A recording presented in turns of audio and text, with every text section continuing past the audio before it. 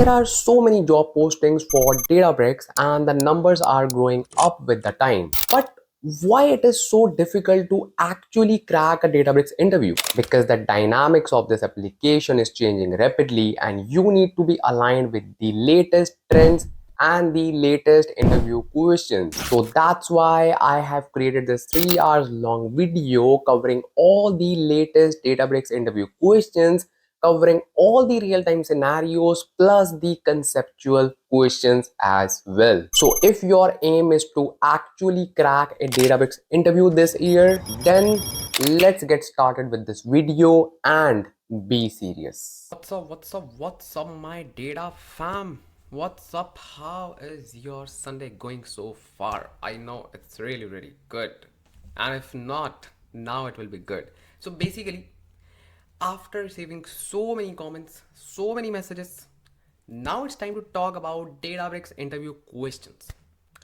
This is a kind of evergreen topic, and I personally feel that there should be a new video on this particular topic, let's say in at least 2 to 3 months, because the dynamics of Databricks is changing rapidly, and it's not just about dynamics of Databricks, it's about the dynamics of the whole data engineering industry.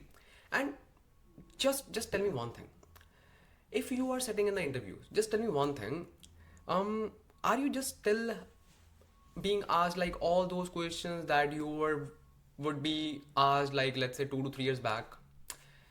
I'm not talking about the fundamental questions. Obviously, fundamentals will remain the same. Like, what is distributed computing? How like Spark architecture works? I'm not talking about those things. But now you would see that questions are evolving more about delivering the results using these technologies such as Databricks, Azure. They are more inclined towards using the technology because they want to hire data engineers, obviously, who have the knowledge, who have foundational knowledge, and who is really having deep knowledge in the concepts. Everything is fine, but at the end of the day, after covering those fundamentals, engineers, developers need to develop the solutions using the technologies. And trust me, the industry is right now like so hectic that the moment you will be hired, you will directly be landed on a project. How can you just expect that you will be landing as a Databricks data engineer and you will be spending, okay, I will just learn this technology while just being in the company? No, bro. You have to develop the solution, because that's why company is hiring you. That's why they are just paying you. And if you are being hired in a consultancy company, then obviously you can just expect that you will be working on the projects maybe from the day one, from day two, or let's say at least, or let's say at most like after 1 week. So what? You need to have deep hands-on. Okay, and that's why right now interview questions are revolving more about the technologies along with your solutions. Make sense? Make sense? So that is why in this particular video we'll be discussing so many latest questions, and we gonna discuss all the latest things, because obviously in Databricks we have so many latest features available right now in Databricks. Okay, so I will just try to include all those scenarios, and we are not gonna just cover simple questions, theoretical questions. No, we gonna focus on, let's say, end-to-end questions, which will include your design skills, which will be including let's say, in those questions you need to think for a solution. It's not just like pretty straightforward. No, you can develop the same solution using a different approach maybe, but you need to think that way, that okay, we can approach this kind of solution, we can approach this kind of solution, we can approach this kind of solution as well. Okay, so in this particular video, obviously the number of questions will totally depend upon the flow as we just go along the video, because my intent is not cover like 100 questions, 200 questions, and I'll be just saying, hey, just tell me what is Databricks, hey, just tell me what is data lake, hey, just tell me what is delta table. No, these are not the interview questions. So my intent is not just covering the lots of questions. No, my intent is just to cover all the latest questions, obviously, but end-to-end questions, in which if interviewer asks you the follow-up questions, you should be well prepared. Okay, just ask me anything. And these questions would rely with the projects as well. So let's say you have built a project, okay, and you have used a technology called Databricks. So the person can just ask you some follow-up questions, and these questions would be like very obvious. So those questions will be covered in this particular video as well. Okay, so without delaying further, let me just get started with this video. And now, yes, you will be asking, hey Ansh, what is the prerequisite for this video? Just basic understanding of Databricks. Obviously, I have Databricks video on my channel. If you have watched that video, you are all set for this video. If not, just go and just check that video first, okay, and just drop a lovely comment, okay, on this video as well and on that video as well. And now actually let's get started with this video. And in this particular video we'll be just creating Azure Databricks resource, because earlier I was just thinking to just go with the open source version, but the thing is you will not actually grab all the concepts, okay. So we'll be using Azure Databricks, and yes, you will be learning a lot in this particular video. Just be with me, just some excitement, okay, and just some enthusiasm, and you're all set, bro, you're all set. Okay, so let's get started with the video, and let's create our first thing, which is Azure account, and then obviously Databricks. Okay, let's see. So in order to create your free Azure account, steps are very simple. And if you are my data fam, hey, by the way, if you haven't clicked on the subscribe button, just do it right now. And if you haven't shared my videos with your friends, that means you are not your friend's true friend. Because if you would share that video, obviously you know that that friend will gain a lot of knowledge, right? So just spread the positivity. I know everyone is talking about, hey, there's so much competition, there's that. Okay, everything is fine. This is life, okay? Life is not easy. So we know there are challenges, but we know there's a way, okay? We know how to walk. We know how to overcome the hurdles, okay? We know how to make sprints. We know how to just run in the marathon. We know how to walk, and we know how to stop. Stop? Not really, just walk. Okay, so you know. So the thing is, we know there are challenges, we know there's competition, we know AI is here. So still, we're gonna win, right? We're gonna win. Why? Because you are my data fam. So first of all, let's create our free Azure account, and the steps are very simple. Simply search on the incognito mode and type Azure Data Factory, Azure free account. Okay, and just click on the first link, and then yeah, perfect. Now here you will see try Azure for free. By the way, you can even click on this one, pay as you go, but you do not need to spend any money. Okay, just click on try Azure for free, and then it will simply redirect you to a page. Okay, so this is a page. Here the steps are very simple. You simply need to put your email ID, okay, Microsoft email ID, not Gmail email ID, okay. Just put your Microsoft email ID, and the moment you put your Microsoft email ID, simply click on next. Now some of you will say, hey, we do not have any Microsoft email ID. Don't worry, click on create one. Now my personal advice, do not create your new account from here. Sometimes it will just make you stuck on the quiz part. Now what is the quiz part? You need to verify that you are not a robot, and if you will do this step in the mobile phone, it's fine, it works fine, but in laptop sometimes it's stuck, it stucks. So you simply need to click on create one in your mobile, and once it is created, you can simply put it here. Okay, the moment you put here your email account, it will simply ask you to fill a form just to tell your name, address, phone number, blah blah blah, and at the end you would simply need to click on sign up. Okay, so the moment you click on the sign up button, it will just ask you for some more details, such as like card details and those kinds of details. Don't worry, it is just for the confirmation, because Microsoft confirms that you are the one who will be using the services, because obviously if you are the one, you should have like some financial details, right? So that's why it confirms. That's it, and just fill that, and Azure account is free for use for 30 days, so you do not need to worry at all. Awesome. Okay, so now let me just take you to the Azure portal, because Azure portal is the place where we just create everything, our all the resources and everything. Don't worry, this is not an Azure masterclass, but yeah, we need to go inside Azure to create our Databricks. Okay, so simply go to Google and simply search portal.azure.com. Okay, this is the link.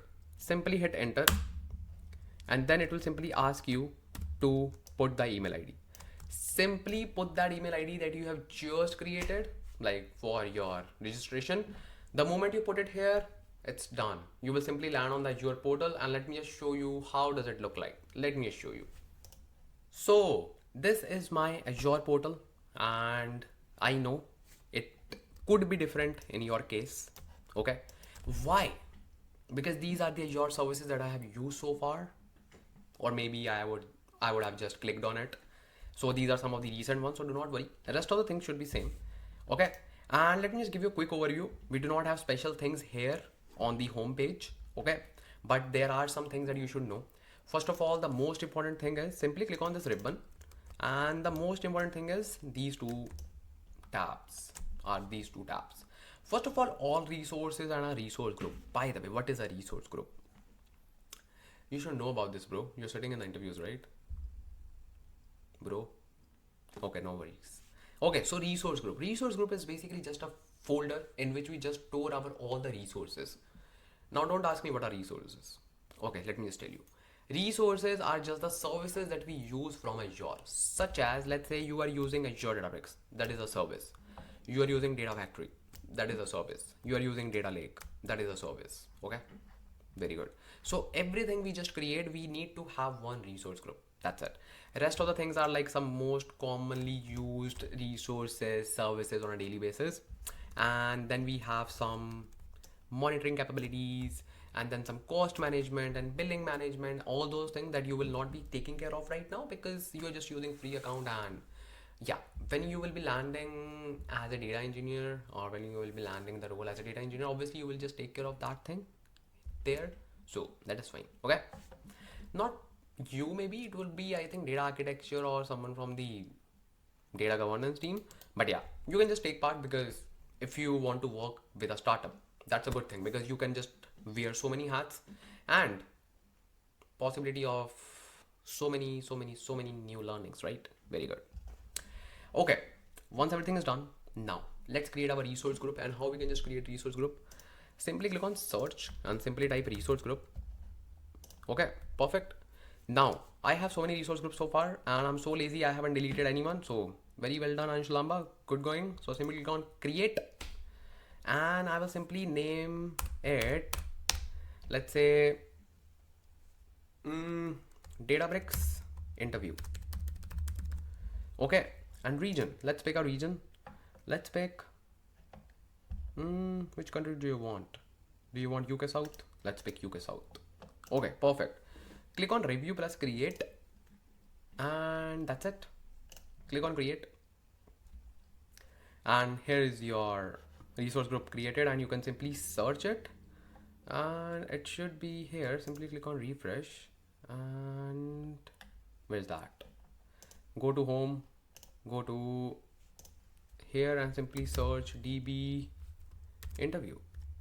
Yeah, perfect. Here you can see resource group. Now this is your resource group. Now what is the first thing that we need to create? Obviously we need to have a data lake. Okay, obviously, bro, Databricks is not a storage solution. It is just like your transformation layer, your data processing layer on top of your data warehousing layer on top of your data. Yeah, they are just investing so much in like improvising their data warehousing capabilities. And now in the recent summit, they have announced that they have their own, I think, data models. I didn't go through the documentation right now from their summit, from their convocation, because it's still going on, so I can just have a look, and it's really amazing. Yeah, they are just planning, I think, to build something related to, for like data reporting. Obviously, it's really cool feature. Okay, simply click on create. Let's create our data lake quickly, and click on plus button and go to marketplace and simply search storage account, and we have a storage account here, and simply click on Microsoft one. Okay, then click on create. Then see, now your resource group folder is automatically filled. Why? Don't wait, this is not an interview question, but yeah, I have a tip that could be your interview question. Let me show you. First of all, we need to just say storage account name. like what would be the storage account name that we need to provide. I will simply pick storage account name as DB interview lake. It's a good name, DB interview lake. And one thing, you cannot pick the same name as I'm picking here because it should be unique throughout the Azure network. You can simply put I love Ansh and DB interview lake. I'm just kidding, do not need to write this. Okay, so you can simply say DB interview lake and that's it. Very good. And then region, obviously it is automatically picked. And primary service, it is fine. Still, I can just show you what you need to just create. Azure Blob Storage Gen 2. Obviously we just create this, and if you just leave it as it is, it's not a big deal. Okay, so now what do we need to do? We can simply say standard or premium. Just go with standard. Then this is important, redundancy. Basically we have 4 different types of policies: LRS, GRS, ZRS and GZRS. The cheapest one is LRS, in which the replica of your data will be created on the same data center, which is local redundant storage. Simply pick this one and then click on next. And this is important. In order to create the data lake, you need to check this box, otherwise it will simply create a blob storage. Blob storage is not a data lake. Data lake is built on top of blob storage. Basically, the difference is, in blob storage you cannot create hierarchical folders. In data lake you can create hierarchical folders. Okay, click on this and then simply click on review plus create and just hit on this create button, and it will simply deploy your data lake, and it will hardly take few seconds. Trust me, hardly few seconds. Okay, let me just click on refresh if it is not done, but I think it should be done. Yeah, so as you can see, these are deployment details and it has just started, and this is just a Microsoft account, like Microsoft storage account. Status is accepted, that means it has accepted our request to create that particular data lake, and it is now creating it. Let me just see. Yeah, perfect. So now it is done. As you can see, it is deployed go to resource. So you can either click on this or simply go to home, search your resource group, and then you will see your data lake created, which is called DB interview lake. So this is our data lake. Okay, and now the second thing is we need to create Azure Databricks resource. That's it. We just need 2 resources and that's it. I was just thinking not to create external data lake, but in the real time scenarios, in the real world interviews, they will ask you questions regarding external data lakes because we do not use managed data lake. Okay, that is why I chose this one. See, I'm so possessive for you. So let's create our Azure Databricks resource, right? Let's create our Databricks resource, and without delaying, let's actually create it. So in order to create your Databricks resource, simply go to marketplace and simply search Databricks and hit enter and simply pick Azure Databricks and click create. Yeah, perfect. So as you can see, now here as well we need to just give the workspace name. I will simply say DB interview so that it would be aligned with our naming convention that we are using, and I will simply put workspace. Okay, and then region is UK South. Now is the thing, which one do we need to pick? Premium, standard or trial? Basically standard is not good because in standard we do not get all the things. In premium, yes, we get all the things, but it is paid. You are using free account, so it is not a big deal, but it's for those who are using paid account, and if they do not want to spend much, okay, they can simply pick trial premium. What is that? It is just like premium but just for 14 days. That's it, just the trial version. And then we simply need to put manage resource group name, which is not necessary, by the way. You can be asked in the interviews like, why do we have this and what's the role of this? So basically here comes your first question. Yes, unofficial first question, and that's my way of telling it. Just tell it whenever it is possible. It's not like anything is okay, this is the question, what is, how is, when is. No, question, that's it. So what is this managed resource group and why do we need to just worry about this? So basically we have 2 different types of areas. One is compute and other one is compute and what was the, oh, not compute, yeah, compute and data.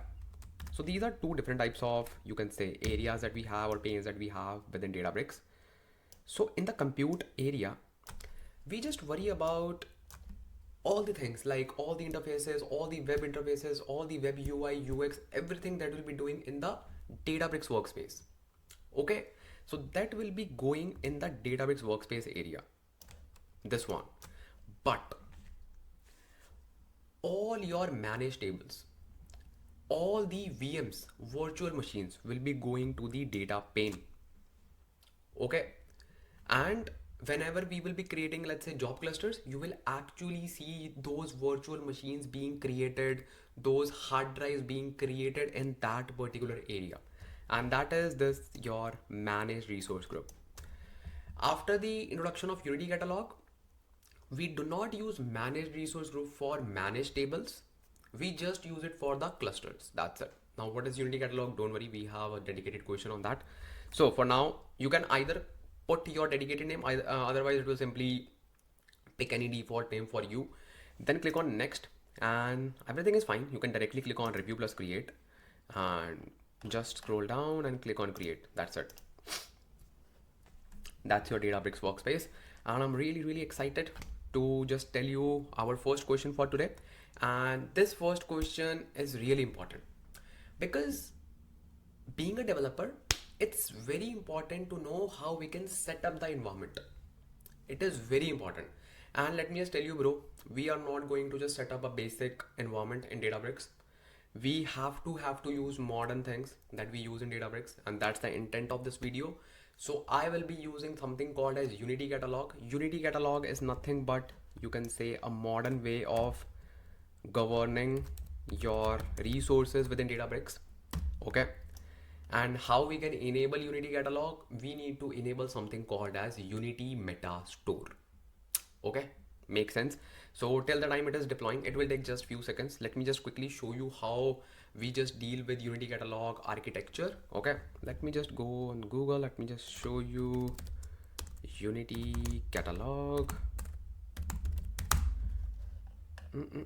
Let's pick this documentation. I just want to show you that image because it is really nice and the best image, best for understanding. So this is the criteria which we were referring with like before Unity Catalog, okay, where we were actually managing independent workspaces, and in every independent workspace we were managing compute, obviously meta store, and obviously if like we are governing some things, we have to just manage the access, everything, right?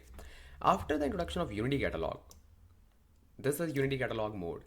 Actually, we are enabling something called as Unity Metastore. So Unity Metastore comes at the top level, okay? Then within that, we create something called as catalogs, and those catalogs are called as Unity Catalog. Why? Because they are united. And that particular Unity Catalog that you'll be creating right now, don't worry, it is just a high level overview. So that Unity Catalog you will be creating can be accessed through different Databricks workspace as well. Wow. So it is totally united. That's why it is called Unity Catalog. And within that, your compute will be there. It is independent. Obviously we can govern it. Obviously we can just manage it, check the lineage. Everything is there, but compute is residing in the dedicated workspace, like the dedicated workspace resource group manager, or let's say default resource group, which is also called as managed resource group. Okay, and then let me show you this architecture. So this is the architecture. See, at the top we have Metastore. This is called as Unity Metastore. Earlier we were using Hive Metastore, but now we have Unity Metastore. What is a Metastore? Again, this can be a question. So we're gonna cover like little questions like this. Okay, so just be informal while learning and be very formal while answering these questions. Okay, so Metastore is nothing but the repository where you store all the data's information, data about data, metadata. So let's say you are creating a table, you are creating a database, you are creating schema, you are creating volumes, everything will be there in the Metastore. So earlier we were creating independent Databricks workspace, okay?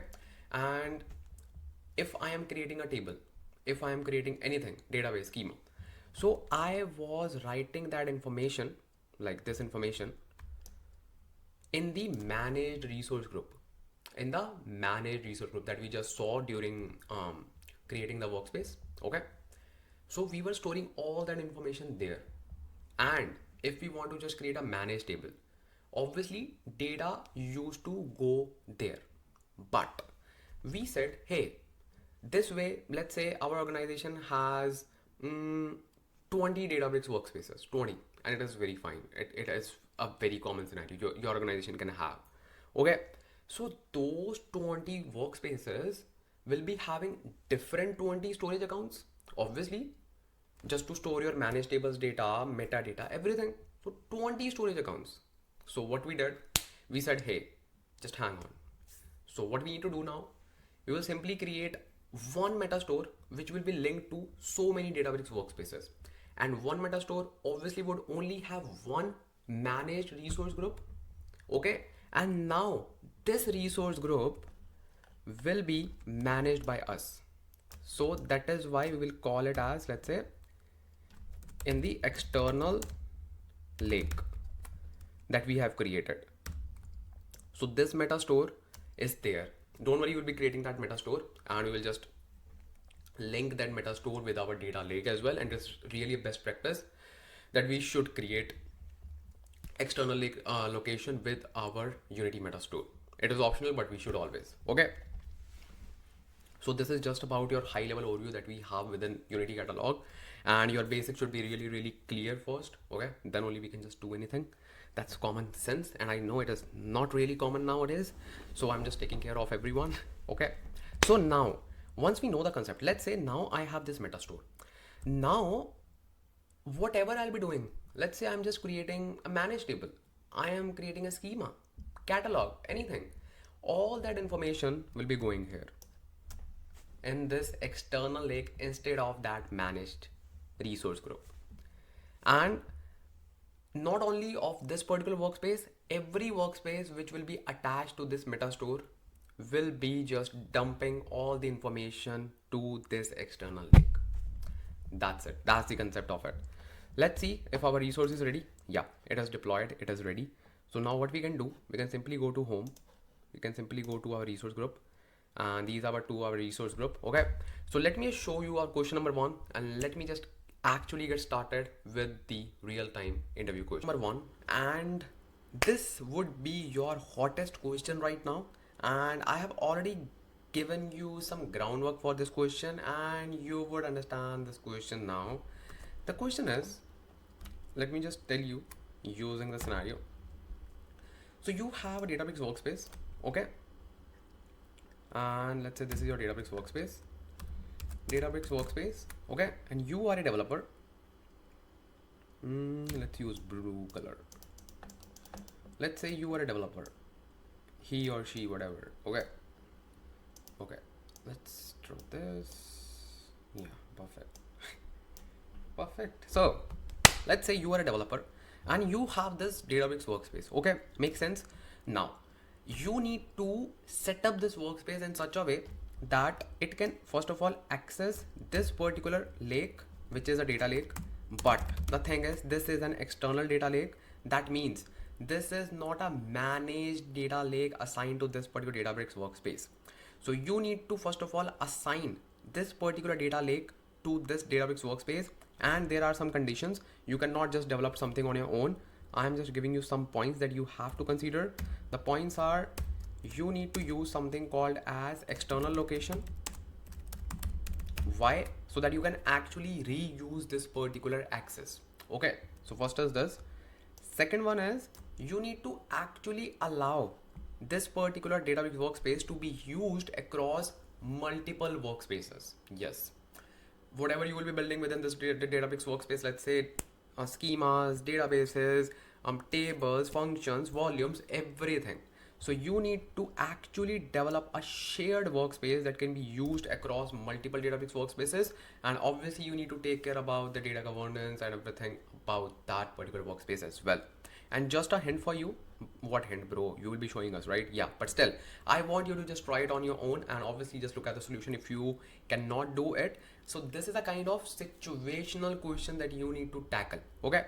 So now, hint is, you need to use Unity catalog, you need to enable Unity Metastore, and that is your hint. Okay, sorted.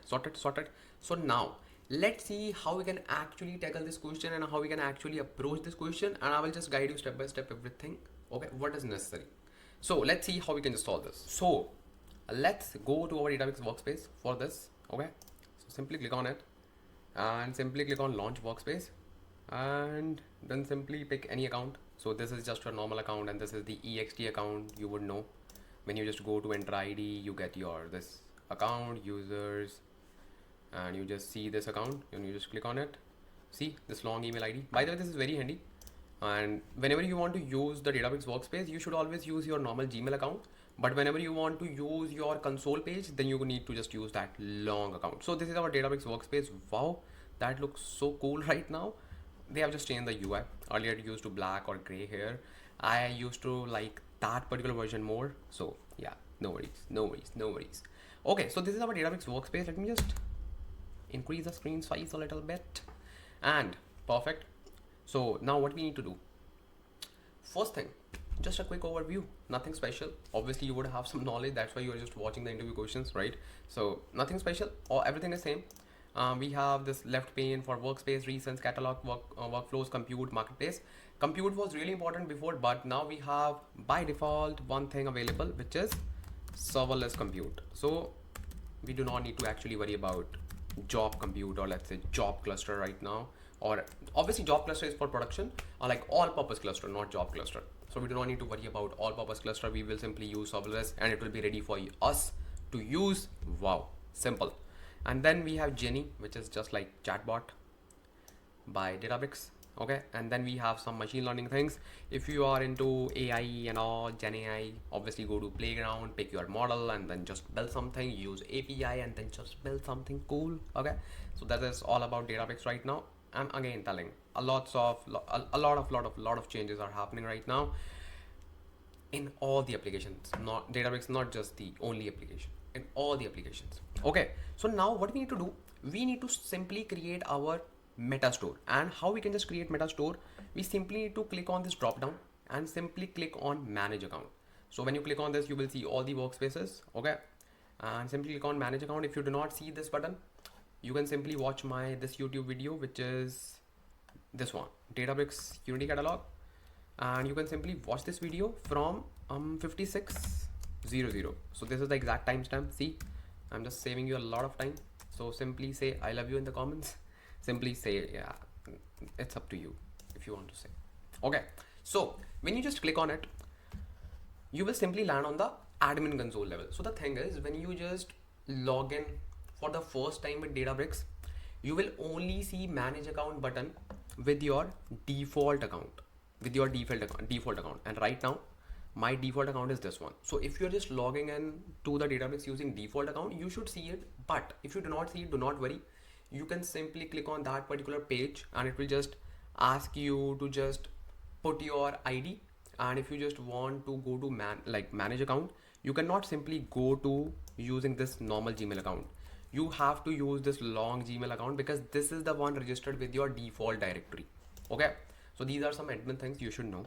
Now I will simply click on manage account and here you will see, obviously I am already logged in because I am super smart. No, I have already logged in here before.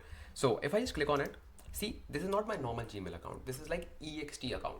So ideally what I prefer, I simply create a new user in my enter ID and I just prefer using that particular account. And I have one, I think it's called, let me just go to console page. Let me just see user management. See, I have created a dedicated account for my Databricks Unity catalog. I use this, and if I just want to make any changes, I just prefer using this one. And in order to make any changes in Databricks workspace, this account should be the, what's the name of that? I think global admin. Yeah. So if you just go to the enter ID, this account should be the global admin, Databricks Unity. You can check the roles, click on the roles and see global admin. By the way, this is just like you will get everything in that particular video. You can actually see this is just like admin things, and do not worry at all. Ignore. So now the main thing, as you can see in the workspace tab, we have all the workspaces listed, right? Very good. So now what we need to do, we need to create a new Unity meta store. Simply go to catalog and click on create meta store. Perfect. So simply quickly create a new Unity meta store, and I'll simply call it as db interview metastore. Makes sense? Now region, you can pick any region. I will pick UK South. Why? Because you can create, oh, another interview question. How many Unity metastores you can create within a region? Only and only one. Okay, just keep this thing in your mind. Now, what is the default storage account location? So we need to give this, and before that, it is asking us to provide access connector ID. Yes, so basically I told you this is a situational question in which multiple questions are embedded. So now just tell me one thing. This is your Databricks workspace and this is your data lake. How they will be communicating with each other? How? Like, do they know each other? Obviously no, right? Both are different entities. This is owned by Azure, this is owned by Databricks. How? How, bro? How? So here comes the role of Databricks access connector.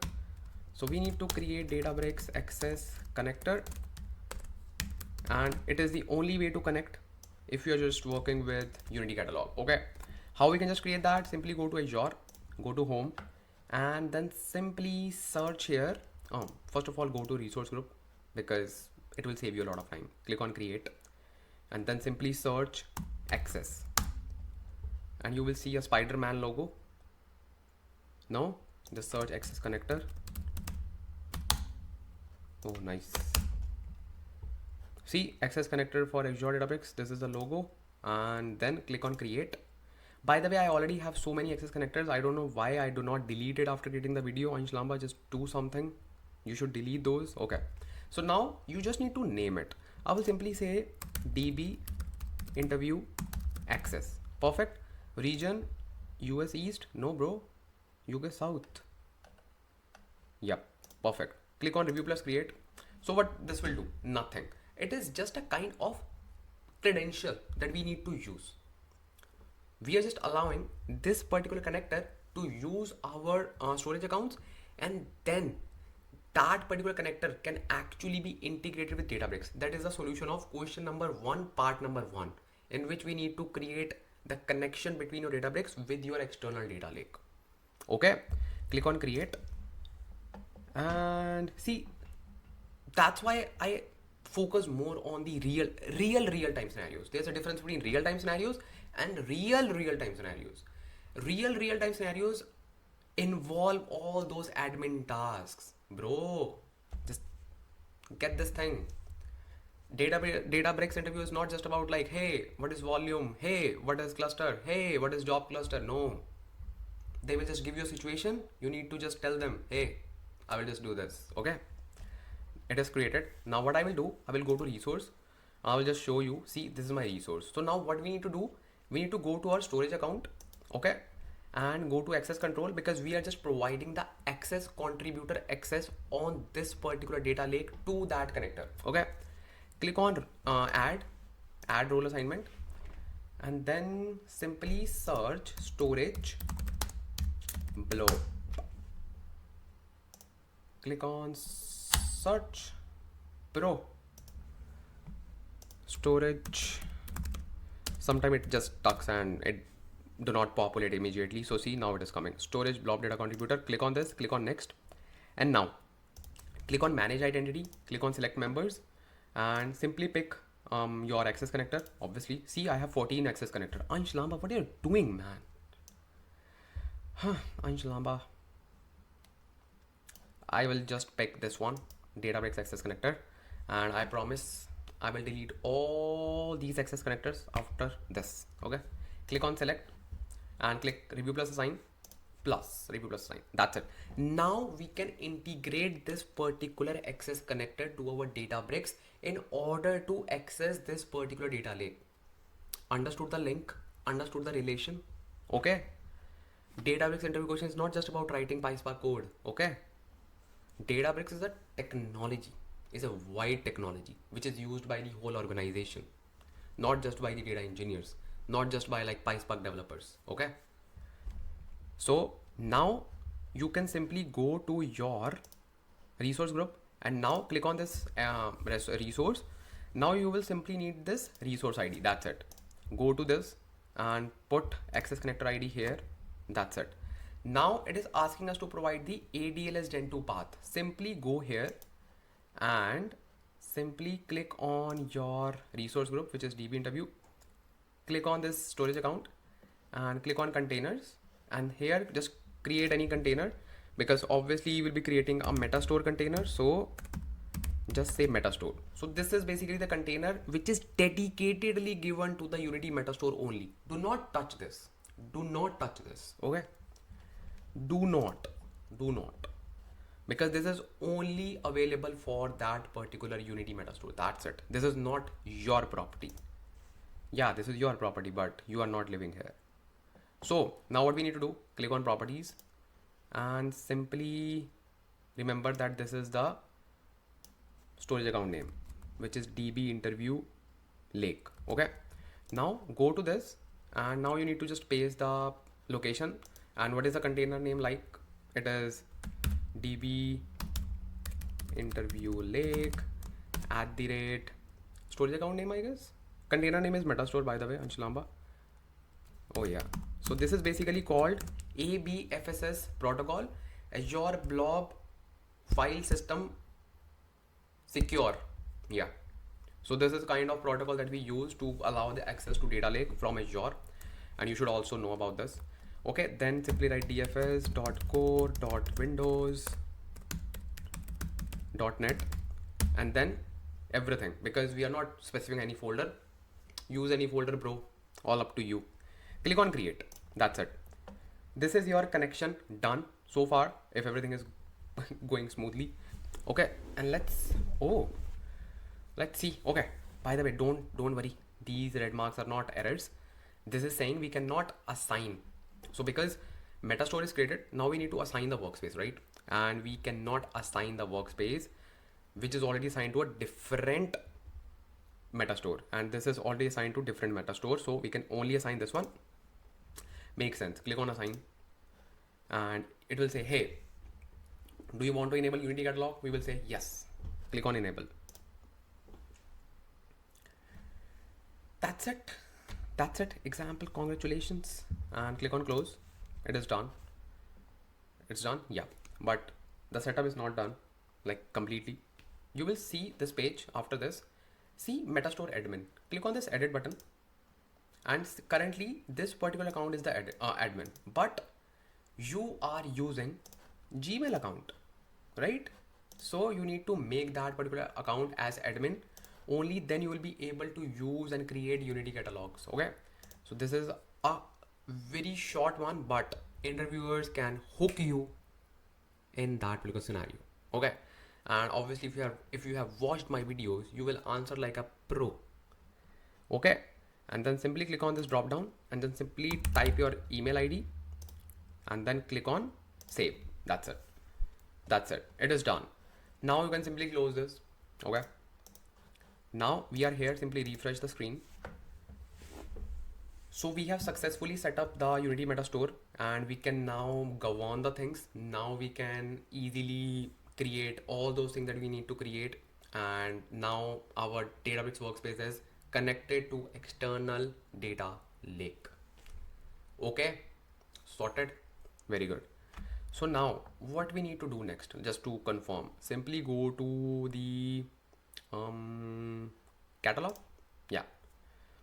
So here, how you can just confirm that you have enabled Unity metastore. Simply click on this plus button and you will see create a catalog. Earlier you cannot see this because you cannot create catalogs in the native Databricks workspaces. Okay, cool.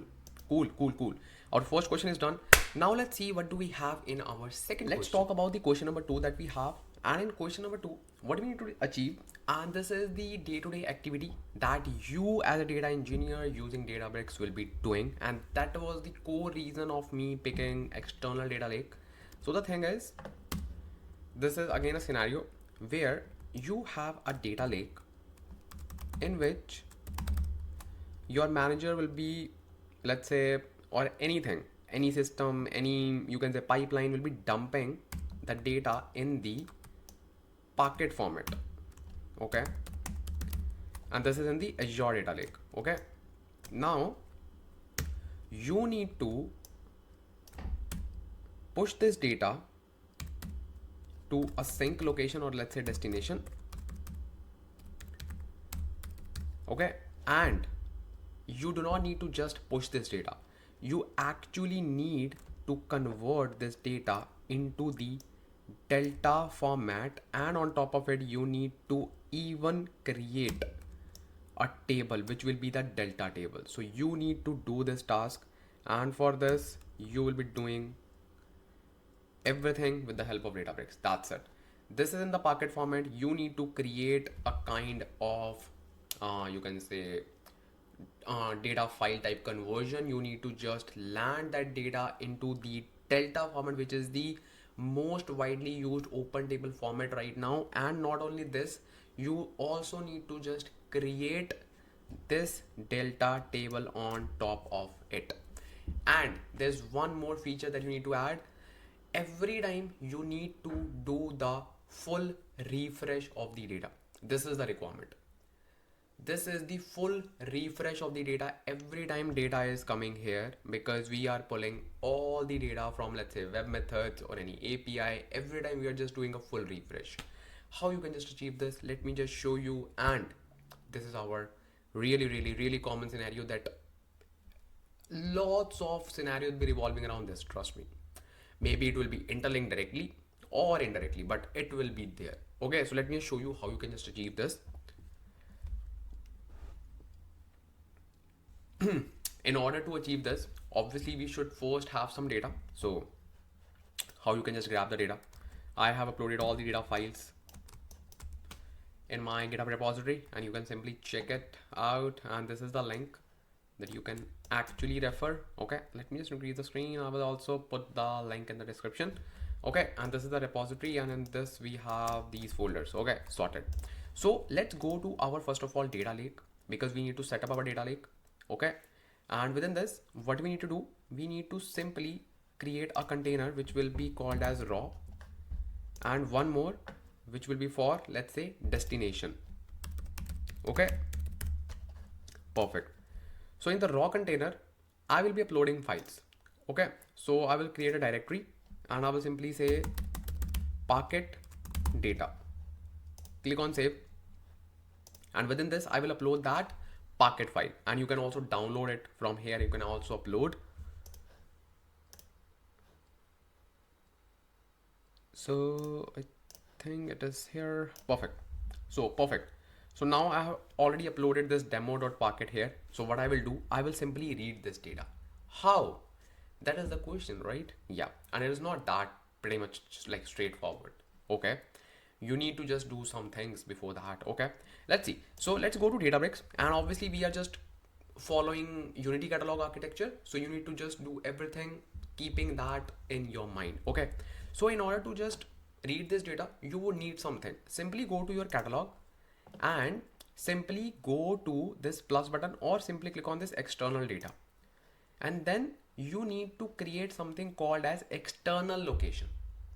Okay, because only then you can read the data sitting in the data lake. Okay, and even before that, you need to go to credentials. You need to actually create a credential. Wow, so we need to do these things before reading the data from the data lake. Yes, that is why I picked external data lake, bro. That is why. So simply click on create credential. By the way, what is credential? Credential is nothing but just a fancy name for your access data connector. Really? Yeah. Click on this create credential, and credential name I will simply say Ansh creds. Now see, access connector ID. I told you this is the exactly same thing. So simply go to Azure, go to your resource group, go to home, resource group, or directly go to your this resource, which is access connector. Simply copy the resource ID. That's it, and paste it here, and that's it. Click on create. This is just a fancy name for it. Again, it can trick you in the interview, so just be prepared. Okay, so now we are all set to create our external data. Click on this, click on a create external location, and simply you can name it. I will simply say raw. Another interview question.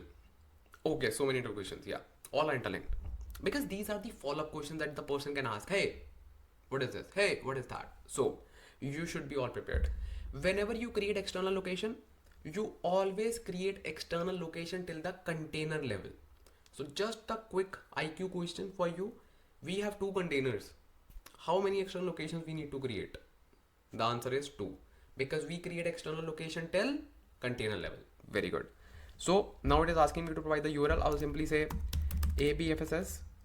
This is just the protocol, and here we need to just put the container name, which is raw, at the storage account name, which is db interview lake, then .dfs.core.windows.net, and then we do not need to worry about anything because we are just providing external location till container level.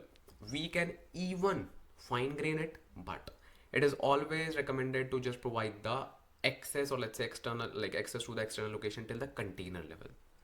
Okay, now it is saying storage credential you have already created, Ansh creds. That's it. Click on create. That's it. It is done. You can even click on test connection and it will simply test it, and you can see read, list, write, delete, path exist, hierarchical namespace, everything is enabled. Very good. Click on done. So similarly, create one more location which is for another container, which is destination container. Otherwise you cannot write your data, so your half of the question would be pending. Okay, click on the external data for one more time. Click on external data and I will simply say destination, and URL we already know, abfss. This time it is destination at the rate what's the location name, like storage account, db interview lake.dfs.core.windows.net. okay, that's it, bro. Credential we already have. Click on create. That's it. Click on test connection. Perfect, baby. So now we are all set. Click on workspace, click on create a folder. Why?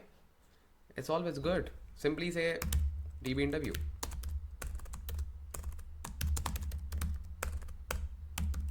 db interview. Okay, sorted. Now within this, create a notebook, and I will simply say notebook 1. And don't worry, I will upload all the notebooks in the GitHub repository, but just try to write the code on your own. I have seen lots of learners say, hey, can you just upload the notebook, because we are so lazy, we do not want to write the code, but we want to crack the data engineering interviews. Bro, have some water. Just show some enthusiasm to write the code, bro.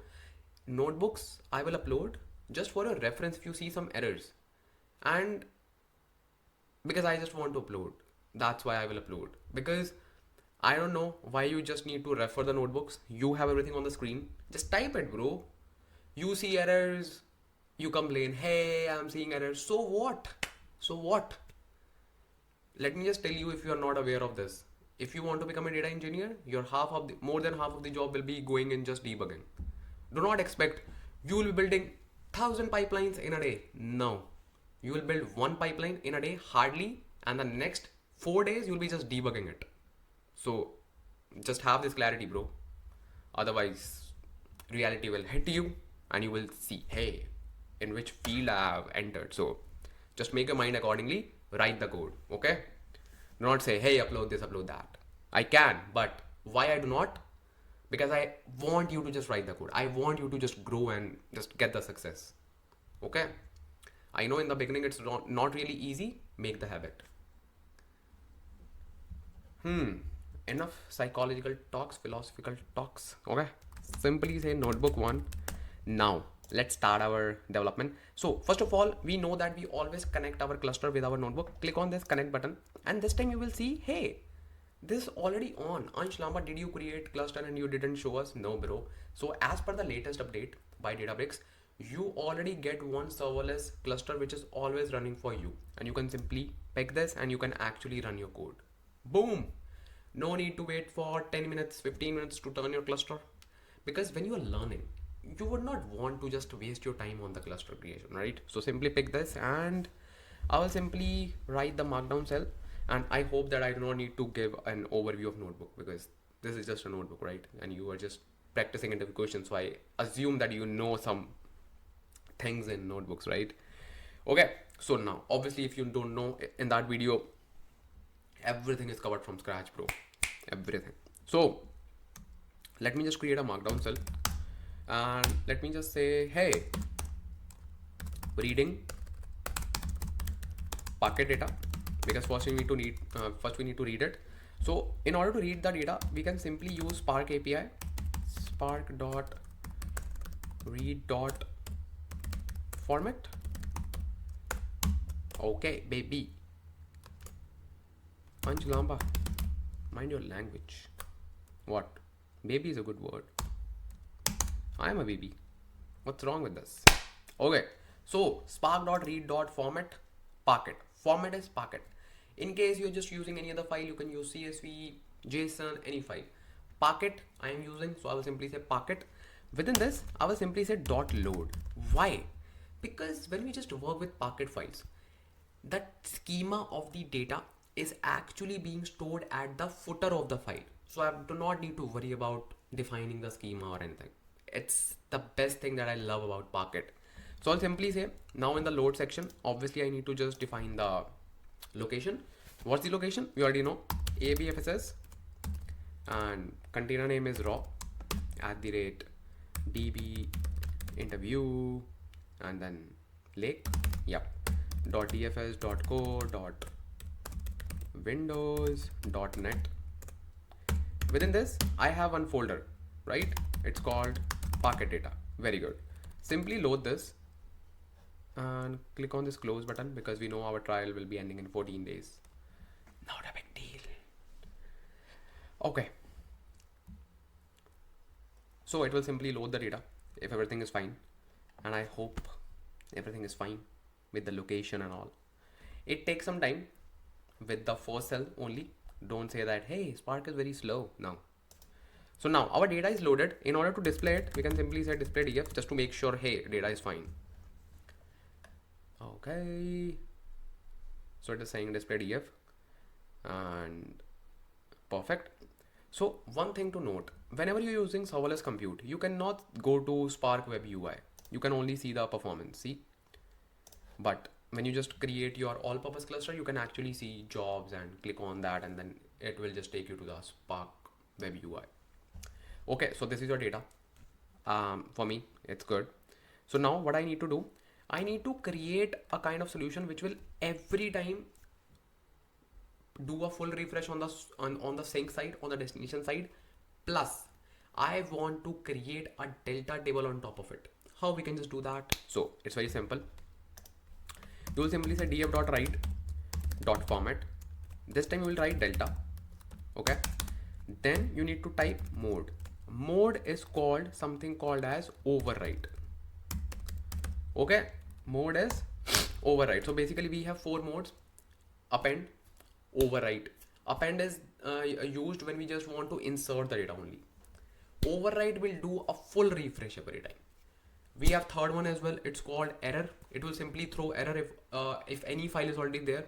Fourth is ignore. It will simply ignore. Okay, whether the file is there, whether it's not, it will simply ignore. Okay. So mode is done. Now what we need to do? We simply need to say, hey, option. Now we need to define the path where you want to just write the data. So I will simply say destination at what is the storage account name? DB interview. Perfect. Within this, I want to create this folder which is called packet data. Okay, game is not over. You need to write something as dot save as table. So when you just write save as table, what it will do? It will simply create a delta packet data table on top of it. Now you have actually 2 options. What? One is you can actually create table while writing. Second is you can create table when data is there. You have both the options. So I will just show you both the options. Okay. So first of all, you will just simply write the data. I will simply say dot save. It will simply write the data there, and we are good. It is running, but I know it will. Oh, error. Nice. Dot save.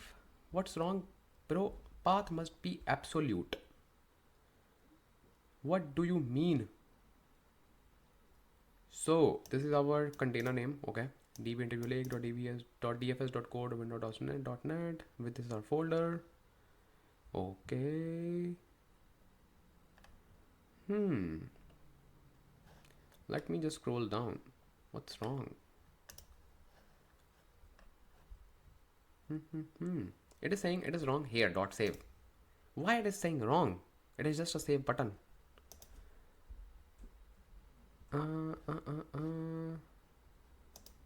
Okay, Ansh Lamba, who will put the protocol? Now it is fine. Okay, I was just creating those external location and that it was not asking me, so human error. So now it is there. So in order to just validate this information, simply go to your Azure and just go to your data lake and see containers, and here in the destination you should see this folder. Perfect. And this is of delta format.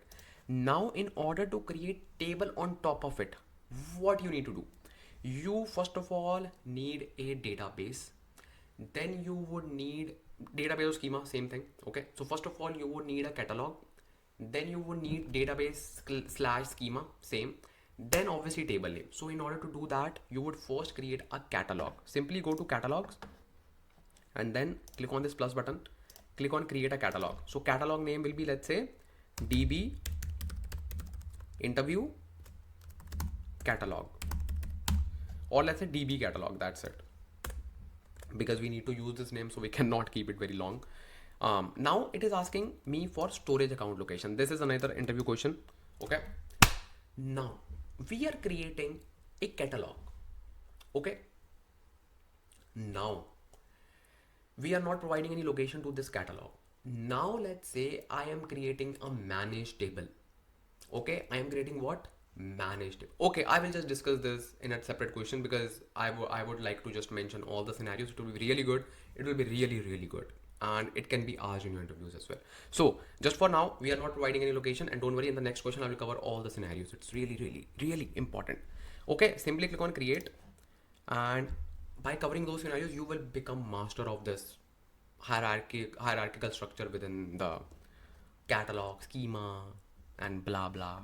Okay, then it is saying catalog created, configure catalog, and it will simply say, hey, configure this, and it is saying, hey, limit the workspaces in which users can access this catalog. I will say all workspace users, like all workspace have access. So all the workspaces which are attached to that particular Unity meta store will have the access. I am fine. If I just uncheck this box, I can just simply pick assign to workspace, and I will simply say, hey, just use it. Owner is Ansh Lamba. Okay, then simply say grant. This one, privileges, grant. Choose which users or group can access this catalog. All users are granted. All account users are granted. Browse by default. So in this way you can actually click on all the users that we have. For now we are saying all account users. That means like whatever users do we have in this particular workspace can actually access this particular catalog, and we are not restricting anything. And this way you can actually pick this one and simply say revoke, because currently all account users have the access. If I click on principal and revoke, I can actually revoke the access. Okay, obviously I do not want it, and you can simply say, okay, all account users should have the access. So simply click on this and click on next. By the way, by default it is granted. So now metadata, it is fine because we are not taking care of categorization within the catalogs. So our catalog is done. Now we can even create schema from here or from the code as well. Code is simple, create schema name. So I will simply create it from here. Schema name is, let's say, db schema. Okay, and again we are not providing path here. Don't worry, I will just cover that particular thing in the separate question. So now let me just go back to my notebook by clicking on recents, and this is my notebook. Perfect. Now you will see something. Click on this ribbon and click on this button. Now we have this catalog, right? db catalog. Click on this, and then this we have schema. Perfect. In this particular schema, I want to create a table. Okay, I will simply say create table, then I will put catalog name, because we use 3-level naming space in Unity catalog. Catalog, database, table, sorted. Okay, db catalog, okay, dot db schema dot table. I would simply say Parquet data. Why? Because it is always recommended to have the same name of your table and your folder.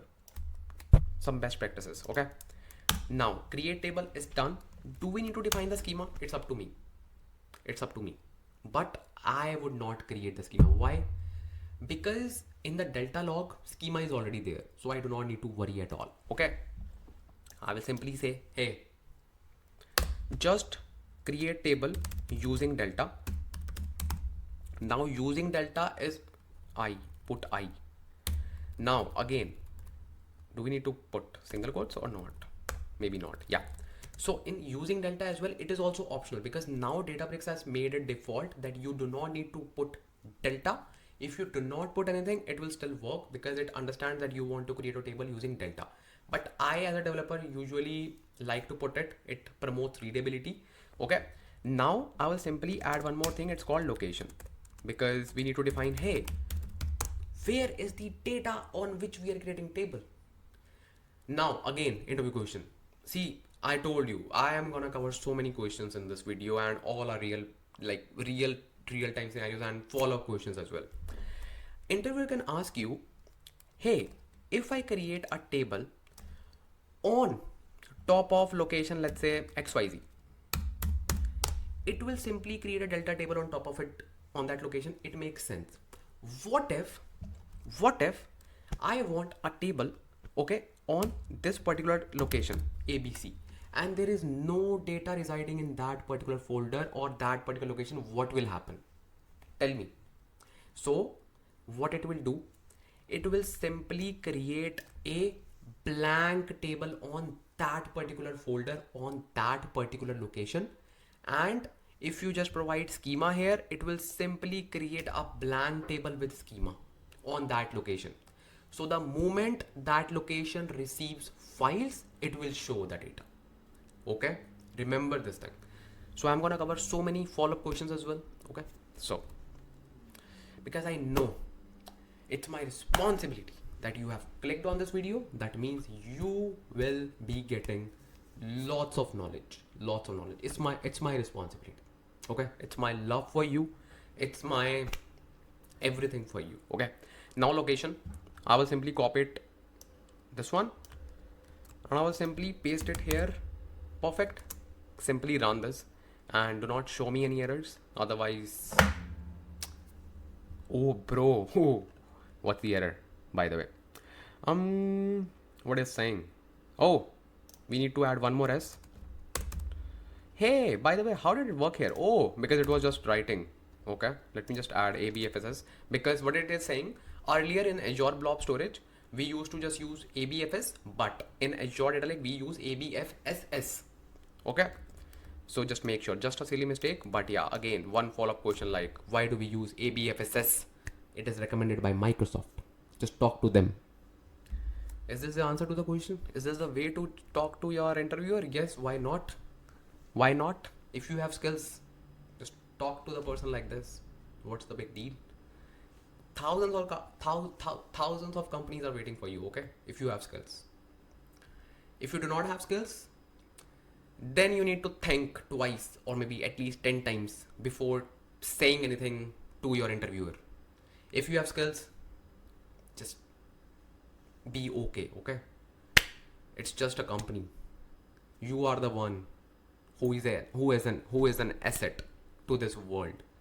Okay, just understand this thing, bro. World is really changing.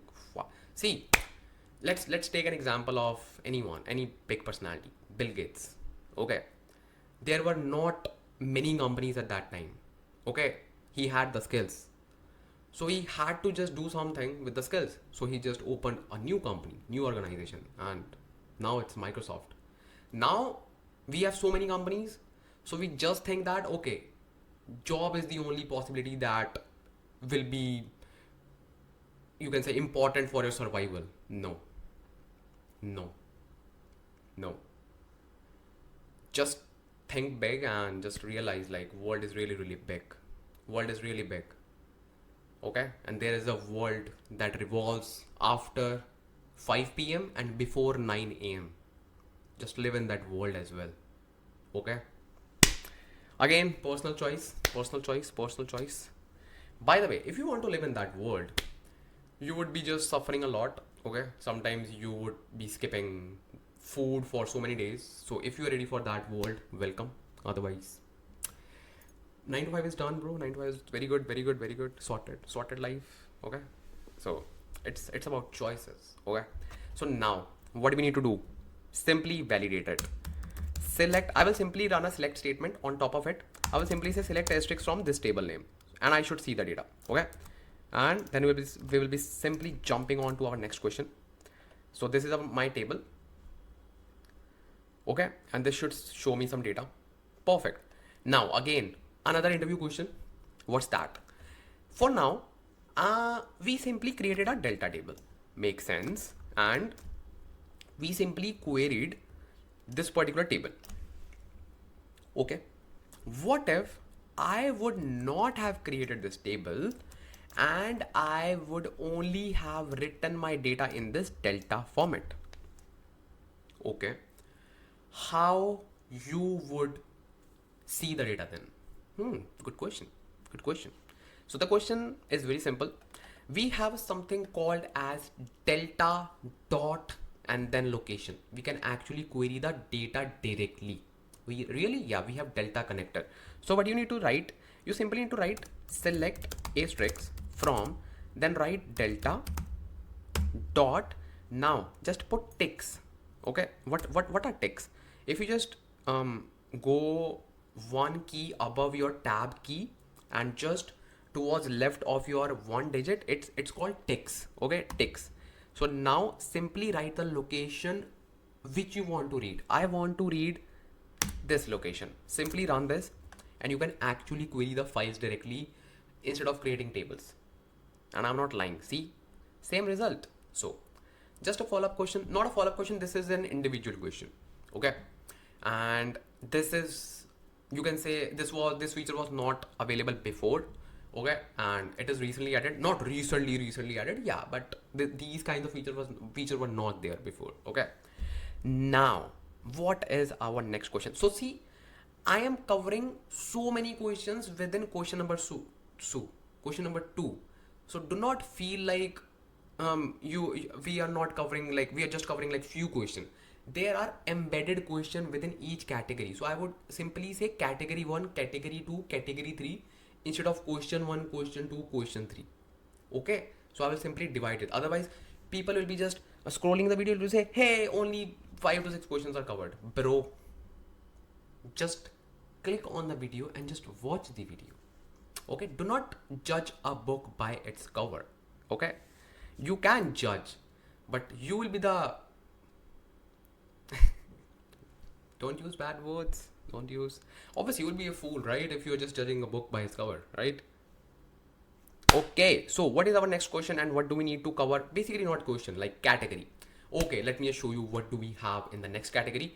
And I know that we want to just discuss those categories of your hierarchical structure, like what will happen if we just provide the location at metastore level, and then at your catalog level, then schema level. Let's discuss that as our next question and let's see what do we have after that. Now let's talk about question number 3. Basically, this is a question come multiple scenarios and you need to just tell what will happen in which scenario. Yes, it can be, you can say a quick questions like fire round. Hey, just tell me like what will happen in this scenario. So without wasting any time, let me just tell you. First of all, we know that our Unity catalog metastore, Unity metastore, okay, has a location. So if it has the location, I will simply make blue sign here. Blue sign means ADLS. Okay, remember this because we'll be using these conventions in the later scenarios, like in these scenarios. Unity metastore has location. Unity catalog doesn't have any kind of location. Okay, our database schema also doesn't have any kind of location. Now I am creating, or let's say your interviewer says I am creating a table. Okay, obviously now we need to use 3 level naming space, catalog, database, and then table name. Okay, now obviously this is a managed table, because obviously if we are just creating external table, it will simply go to that location. It is a managed table in which we do not need to provide the location. I am not providing location at the table level. What location it will pick? Tell me, like where it will go. The answer is it will simply go to this particular location, because first it will go to database. It will say, hey, do you have any kind of location? Database will say, no, bro. So it will simply go to catalog. It will simply say, hey, do you have any kind of location? It will simply say, no, bro. It will simply say, hey, Unity Metastore, do you have any kind of location? I have to put my data. It will simply say, yeah, bro. So it will simply use that particular location. Sorted. Scenario number one. Now I am creating ADLS here as well. So basically I am creating a kind of location while creating the catalog as well. Catalog. So this will be called as external catalog. Okay, which is not using Unity Metastore location. So whatever catalog I'll be creating, it will be going to a dedicated location. And obviously in order to do that, we use access connector. We already know that. This time my managed table, which do not have any kind of location, it will simply say, bro, do you have any kind of location? It will simply say no. So it will simply go to catalog. Hey, do you have any kind of location? I need to just put my data. It will simply say yeah, this time I have. So it will simply stop here, and it will simply go to this particular catalog. It will not go to this particular ADLS at all. No, it will simply go to catalog and it will be simply saved there. That's it. Don't worry, I'll simply show you a quick demo, because obviously you need some confidence while answering this. Just a quick demo, not like very long, and just for the catalog, that's it. Now, or let's say just for the database. Okay, now let's say our database has some, you can say, resources, and it is saying, hey, I also want to create an external database. So it also has a dedicated container. Now this time this table will ask, hey bro, I know that you are very poor, but still let me ask again, do you have any kind of location? This time database will say, hey bro, I have. So it will simply stop here. It will not go to this location at all. It will not go to this location as well. No, it will simply be saved here. Wow. Yes. Do you want to test it? Let's test it. And these are the 3 scenarios that you should aware. And 4th scenario is very simple. When this table also has the location, obviously it will be directly saved here. It will not ask anyone else. Okay, makes sense. So now let me just show you what and how you can actually do this in your Databricks. So in order to test this, I can simply show you one thing. So simply go to your data lake, and in the containers, we have this container for Metastore, obviously, and this is empty because we do not have any kind of managed table so far. Okay, so what I will do, I will simply create one container and I'll simply say DB container, because this is DB container. And Ansh Lamba, who told you to use underscore? Okay, sorry. Okay, now simply go here, and obviously in order to do that, we need to create a database. Okay, and in order to create a database, we need to simply provide the location. You can either code it here like create schema name will be db catalog dot schema name. I will simply say db container. Okay, and I'll simply say location, and I'll simply put the location. And in order to do that, we should have a location, and for now we do not have, so we will simply create the location, like external location. Okay, because we do not have right now.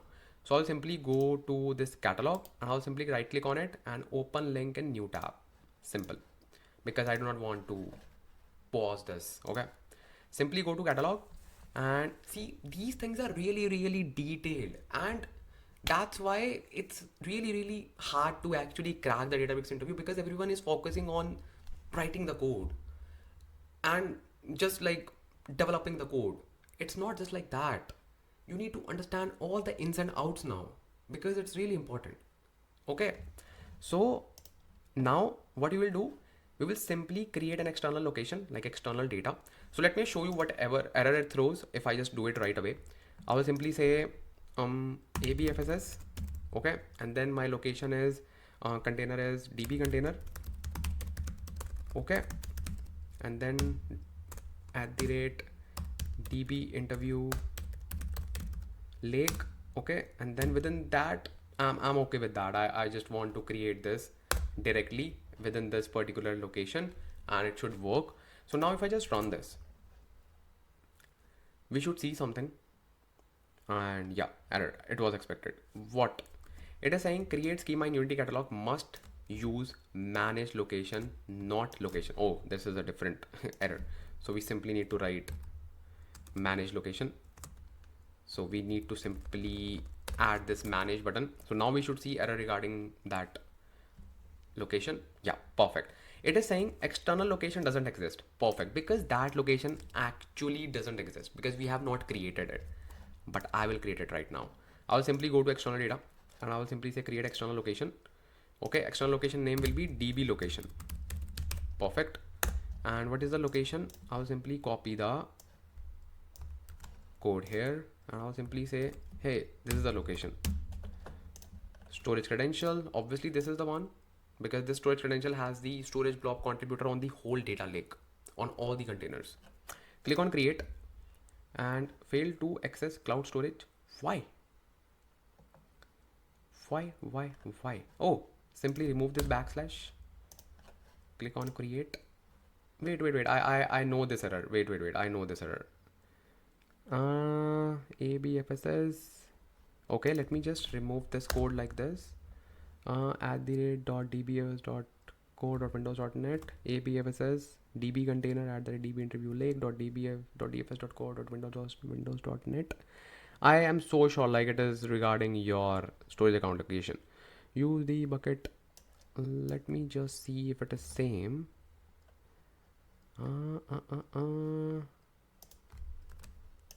What error are you giving me? Failed access to cloud storage. Yeah, I know that. This is something related to this location. interviewlake.dfs.co.windows.net. Enter the bucket path you want to use as the external location. Is the spelling correct? Oh, see, Ansh Lamba is using underscore and this underscore is not residing here. Now you will say, hey Ansh Lamba, it is also there, so that means we are right here. No, this will simply throw the error because this container doesn't have any external location. See, trust me, trust this guy. Now what's wrong? DB container at the rate DB interview lake, and again I think just a typo. DB, oh, container. It's not container, it's container. See, trust this guy. And we can simply say test connection, everything is done, very well done. Now you can simply run this. It should just run fine because now we have the location in place. It simply like sometimes takes some time and we can simply run it. It usually takes like 1 to 2 minutes. Yeah, and I was just talking right now and it works. So now what I need to do, I want to create a new table here. So I'll simply say create table and table will be db container dot db catalog dot db container, okay, and dot, let's say test table, okay, test table, and I will simply provide the schema, let's say id int. That's it, just one column because we just want to test. I'll simply say using delta, okay, and location obviously not because we are creating a managed table. So you will just run this and you will see what will happen. And by the way, this is db container, it's not db containee. Okay, so what will happen? It will create a managed table, but not in the meta store, but in the our db container because that is assigned to that schema. And simply just test meta store is empty because it will not go there, but our db container should have this unity storage, and obviously we do not have any data. That's why it is like showing like this. Within this we have schemas. Within this is our table id, tables. This is the table id, sorry, and this is the data. And what do we have in the table location? Just empty data and just the delta log in which we just store the schema or metadata. That's it. Okay, makes sense. So this is the location, this is the hierarchy, and it is validated that it will simply go to that database only, schema only. See, now you know all the things. Now let's actually jump on to the next category of our questions, which is more towards like processing the data. And the next question is really interesting, and it is like the bread and butter of nowadays because of excessive, or let's say massive data that we process. Let me just give you a hint. It is related to incremental loading. Okay, let's see what do we have in that particular question. So now we have a second category of the questions where we are just more inclined towards processing of data, how we can just process the data and how we can effectively process the data, and what do we have with processing the data. Great question. And here comes the role of that massive hero of nowadays in Databricks. It's called Autoloader, where it has made incremental data processing so easy and everything automated. And yes, there are some scenarios where you need to just tackle some things such as schema failures, schema changes, schema evolution, all those things. So don't worry, I will just take some follow-up questions as well. You need to understand this autoloader, and it's really important because it is built on top of your Spark structured streaming. So obviously, you know, like Spark structured streaming is really important nowadays. So it is built on top of it, and it enables so many cool features when you just work with Databricks. And what's the scenario? First of all, scenario is simple. What you need to do, you simply need to, let's say this is your source. Okay, in your source, you will be continuously receiving files. Let's say file number 1, file number 2, file number 3, file number 4, and so on. Now it's your responsibility to incrementally load the data to this particular destination. Okay, but you need to just take care of one special thing. It's called idempotency. Don't worry, it's not that what you're thinking. So it's called exactly once. Exactly once means, let's say this data is here, this file is here. Okay, we ingested this data here. On the second day, we have this new file, second file. Now instead of processing both the files, you simply need to process only this file and do not consider this file. That's the concept of idempotency, or exactly once. That means once the data is processed, you are not processing that data. Now, a quick question.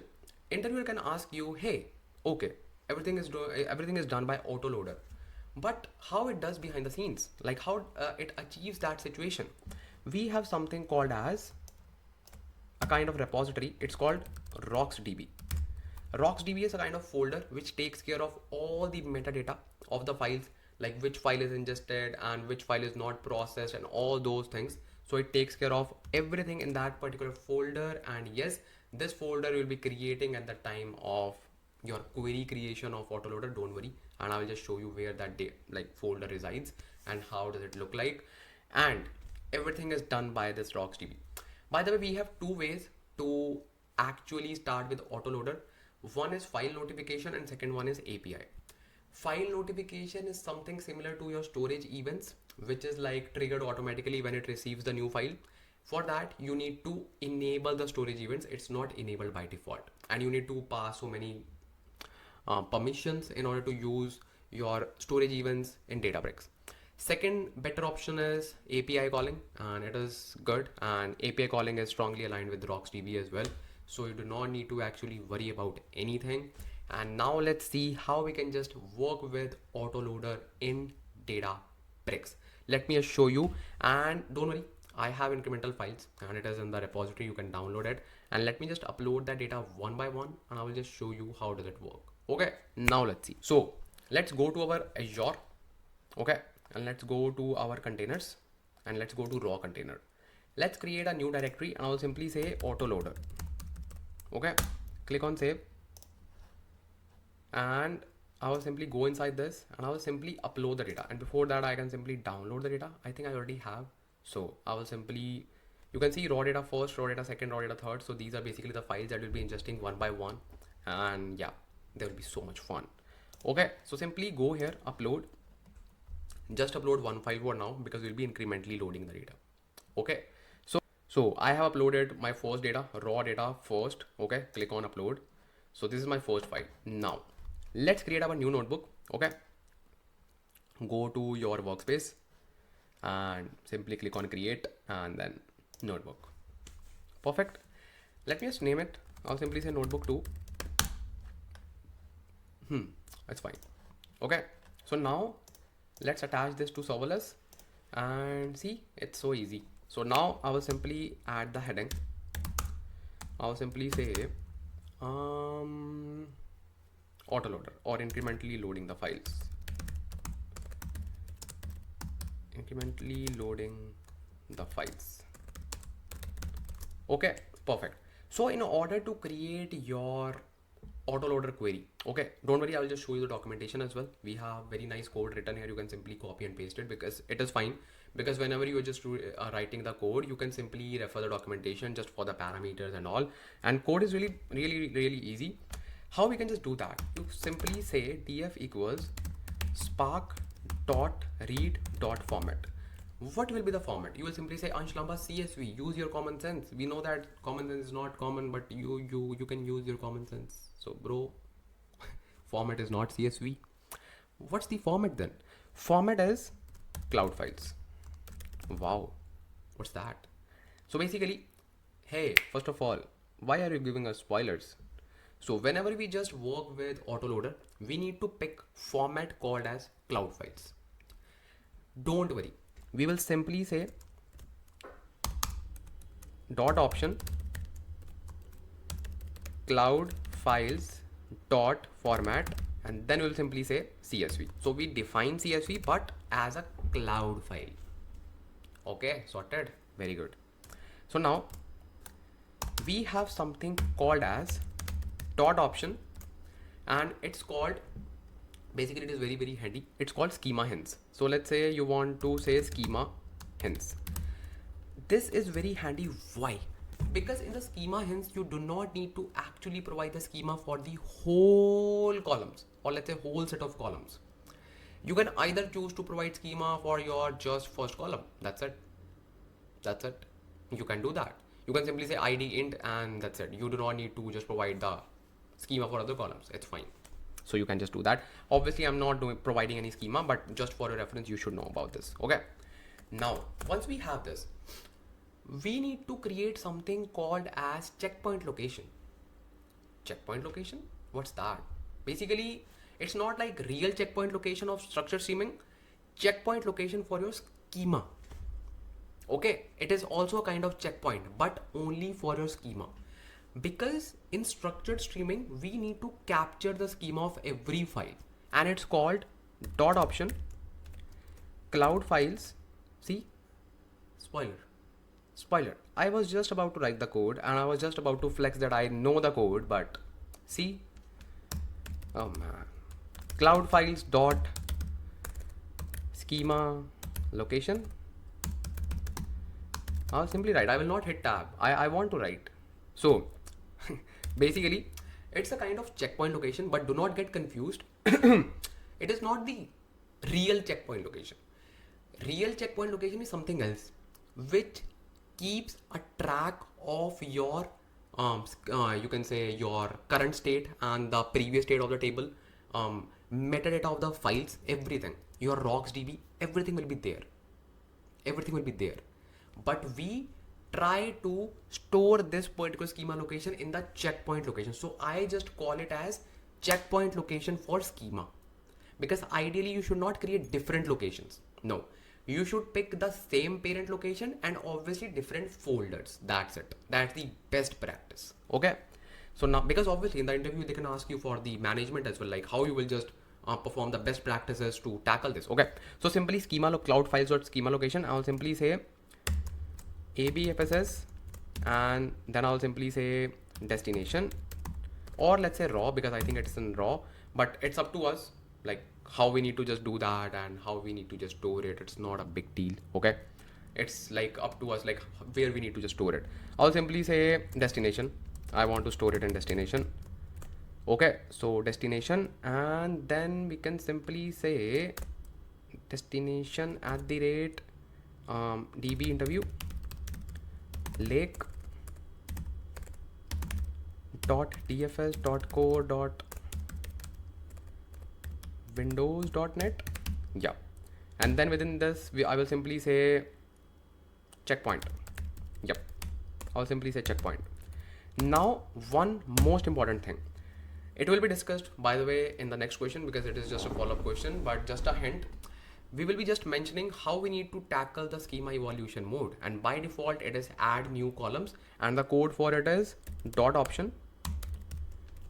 And it can be your interview question, like what is the default mode of schema evolution? So I know that I'm not writing any schema evolution mode, but still what is applying on my code by default? It is this cloud files dot schema evolution mode, and by default it is add new columns. So if I am writing this or if I'm not writing this, it is same because it is already applied by default. Don't worry, I will just show you everything before running this command. Don't worry, trust me.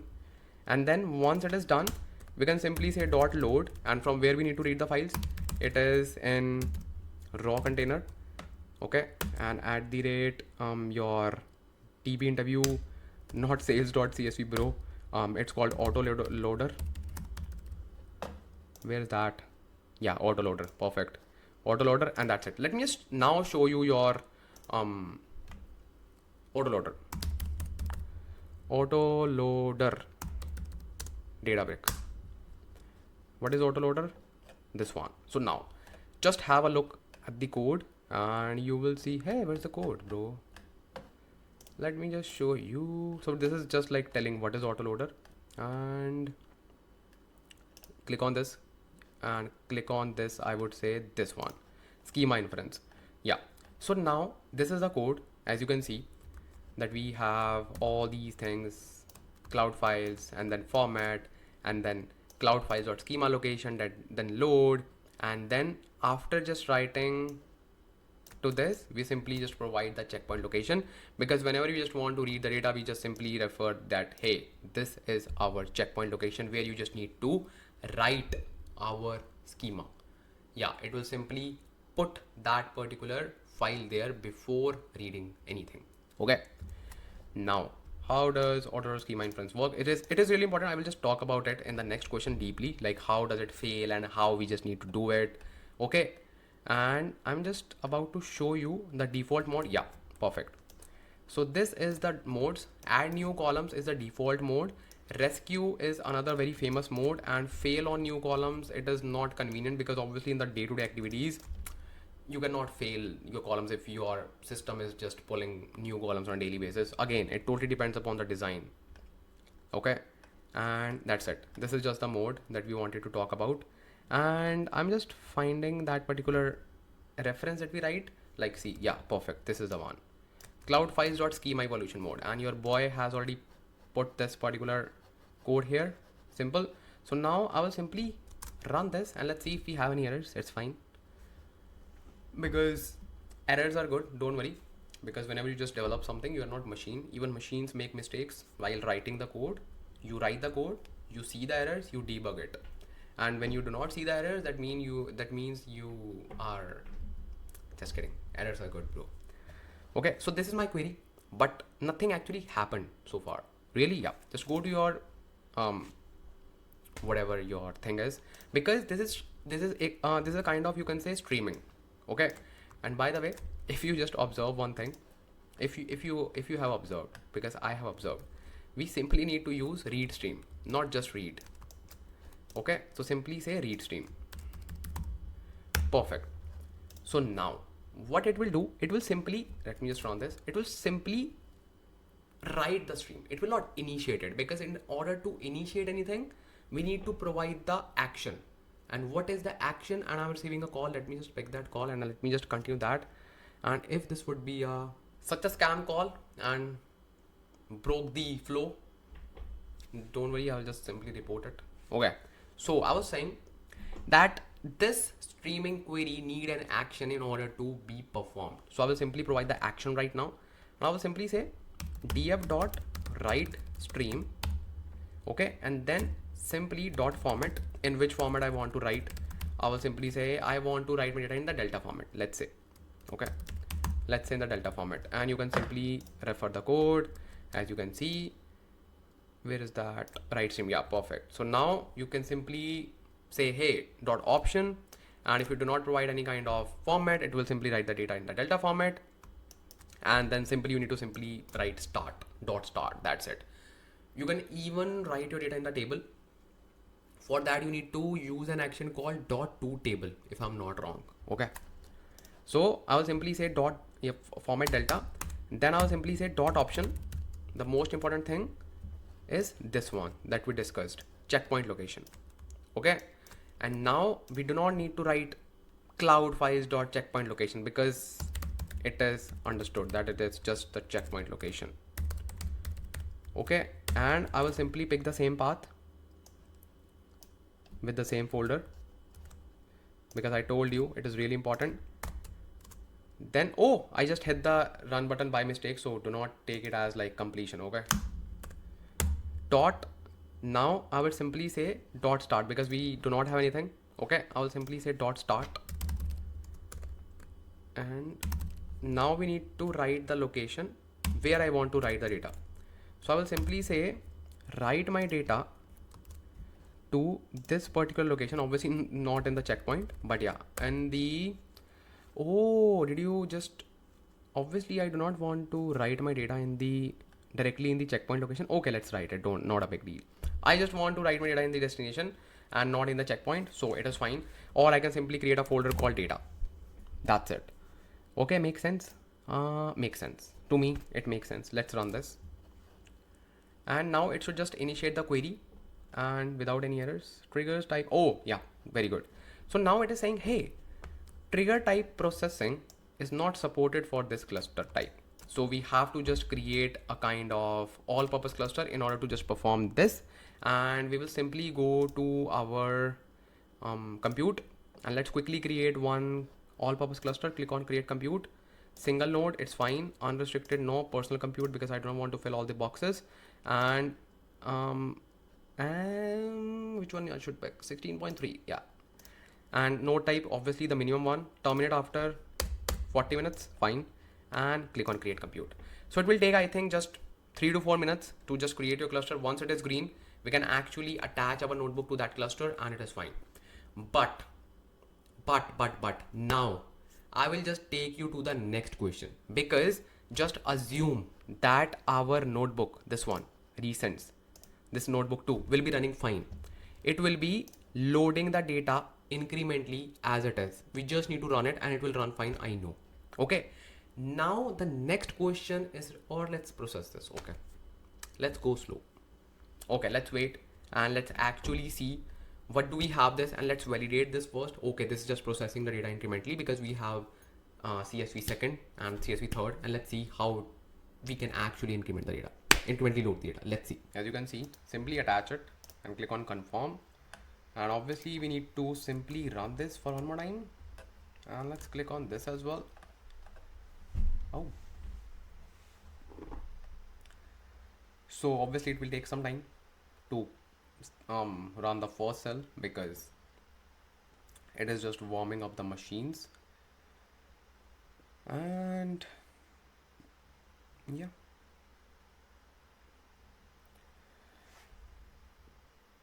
Okay, so now is the best thing. Now you can see stream initializing. What is that? It is called Spark structured streaming graph that we can actually see it is going up and down, like how data is coming and how we are just processing the data, more and more data, bro.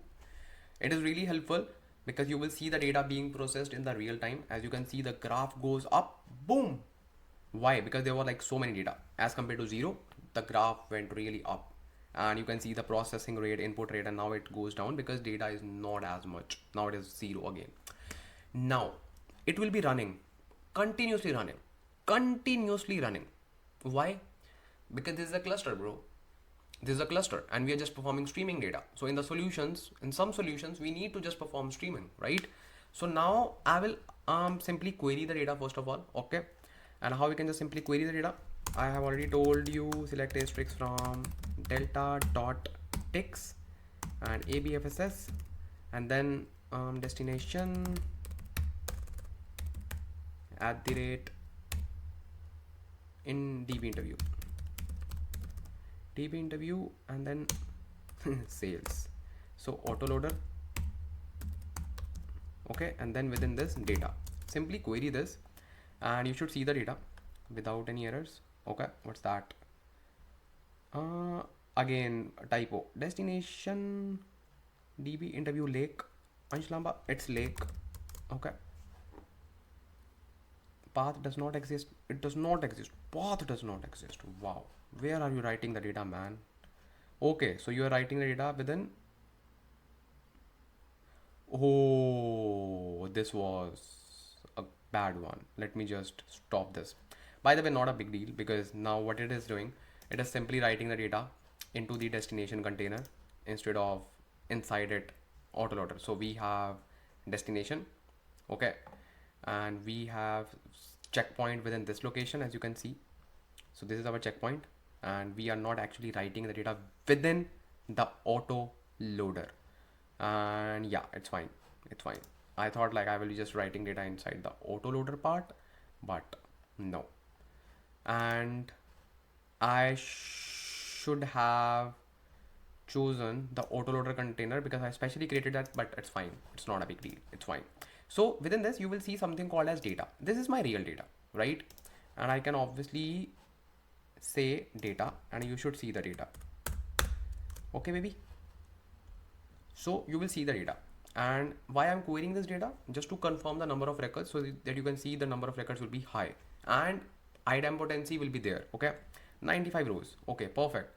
Now let's add one more file, and the moment I'll be writing, or let's say inserting the data, I will simply go to my source, like in the row, or maybe in the, what's my source? It's raw autoloader. Yeah, this one. Here I will just upload one more data file. So I will simply say, so I have uploaded the second file. Let me just click on upload and you will see the magic here. See, now I have uploaded the data and it will be processing this data. See, graph is going up again. Real-time data and item button. See, and as you can see, graph is up. Can you see that blue line? See this one. Now let's query this data for one more time and you should see 95 plus some records, and I think it was 31 records if I'm not wrong.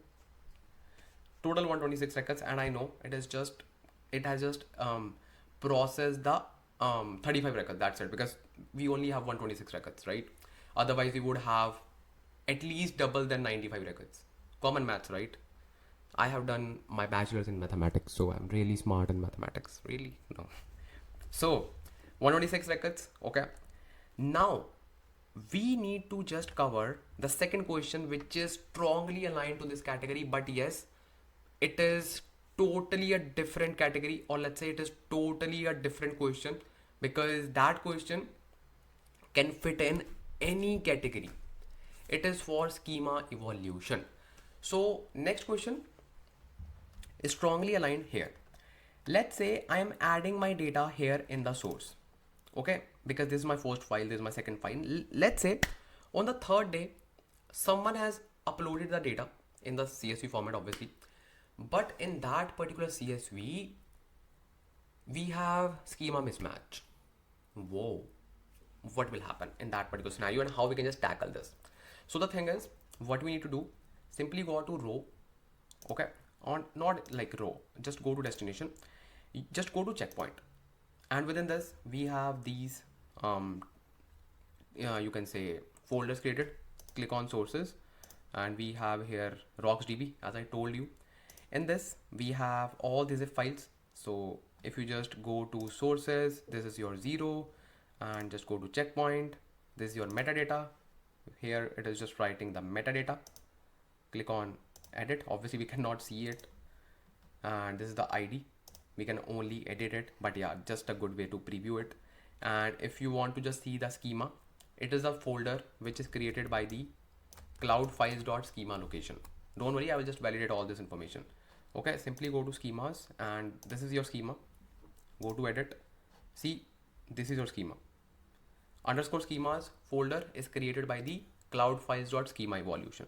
Okay, so this is your schema. So now what will happen? Now let me just add one more file and let me show you what will happen and how it will happen and how we can just tackle this. Okay, all the how, what, Everything will be answered right now in just few minutes.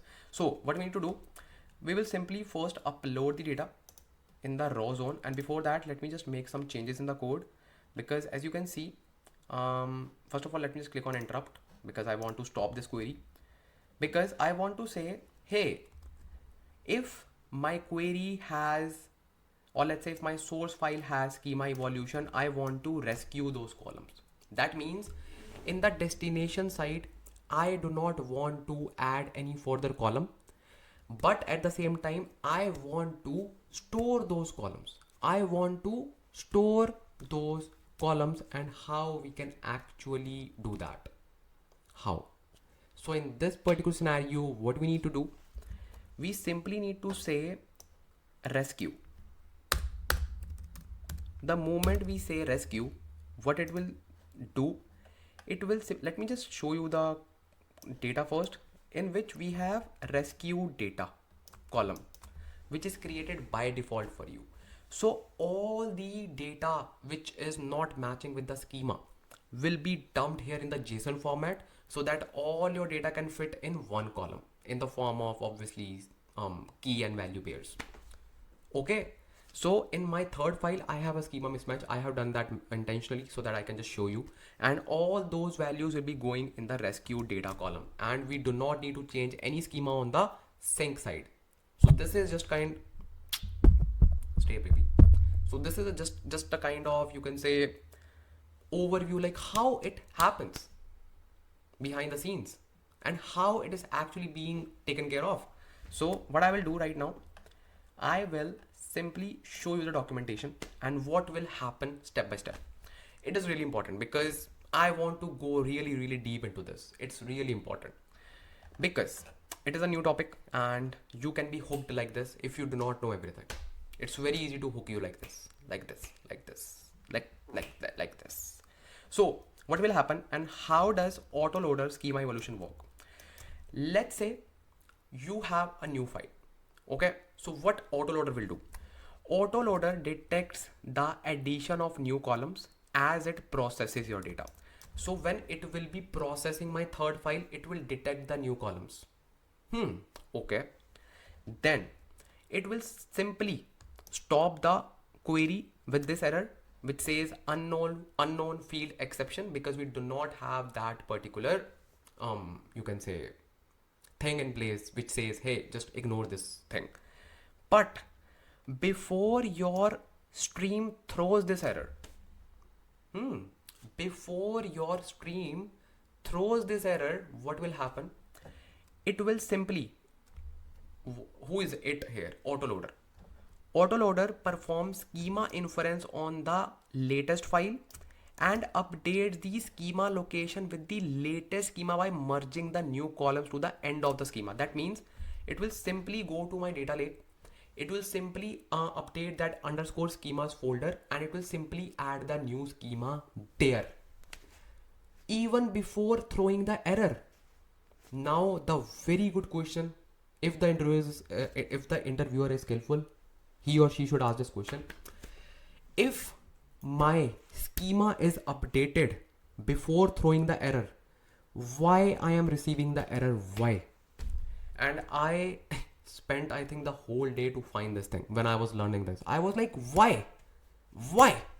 If my schema location is updated, it knows the updated schema, why it is throwing the error? Why? You would say, you would need to just simply write rescue, add new columns. No, it is already there by default. Add new columns is already there. So the thing is, listen to me carefully. Whenever we turn on the query, it simply caches the schema which is there in the source, which is there in the underscore schemas location. Okay, now for the next run, if schema is updated, it will simply update the schema location, but it will not update the cached schema. Okay, so that is why it simply says cached schema is this and stored schema is this, and then it throws the error because it mismatches. Okay, and when it does that, just before doing that writing stream step, just before that, or let's say whenever we just say dot write stream, it will simply check that before entering into the writing zone.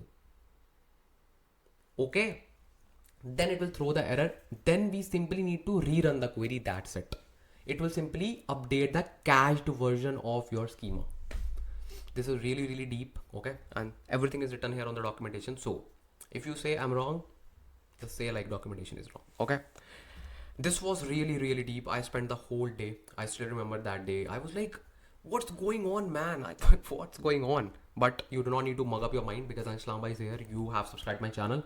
If not, bro, don't talk to me. And if you have, just drop a lovely comment in the comment section right now. It really makes me feel happy. And do you want me to feel happy? If yes, just drop a lovely comment. What are you waiting for? So what we will do, we will simply upload one more file here in the destination, or sorry, in the raw zone. And then we will simply say autoloader and third file. Let's upload the third file with the updated schema. Let me just click on upload. Okay.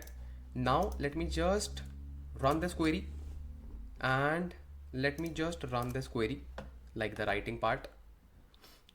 And this is again streaming initialization, and let's see how many records do we have. And obviously we are expecting idempotency, and this time it should let me just click on this graph because I really like seeing this graph. So it has already processed the data. And why we didn't see any error? Because we just updated the cache by rerunning this. And this time, what is the detection mode? It's called rescue. So let's see, do we have anything in rescue? Let's see. Simply run this, and it should show records this time 226 total instead of 126. And simply like 226, obviously we have like 100 records more. And this time we have rescued data. That means all these data, and again, just a common sense, this column will only be available for the new records, obviously, because for the previous records we do not have rescue data. So now if in future we receive any file with the new columns, it will simply go here. And what is the kind of column? It is called return flag. And that's right, I have added return flag. So now a quick question for you. What's that? Now let's say I have everything in place. If I add now a new file with a new schema, will this query fail? Yes. And now you know the reason, because this schema is cached and we have not updated it. Okay. So how we can just tackle this scenario in production? Obviously we need to use something called as try except method, in which we can simply say, hey, if it fails, simply rerun this, because we simply need to update the cache. Use Python. Python is this. Okay. So now you know everything about data processing things. Okay. Now we need to cover something amazing, which is a new feature in Databricks. Again, it is called volumes. What is that? Let me just show. So now it's time to just talk about another category of the columns, and it's more about managing and governing the files. What does that mean? So let's say in your interviews, your interviewer asking, hey, every time you are governing, or let's say every time you are just focusing only on the tables.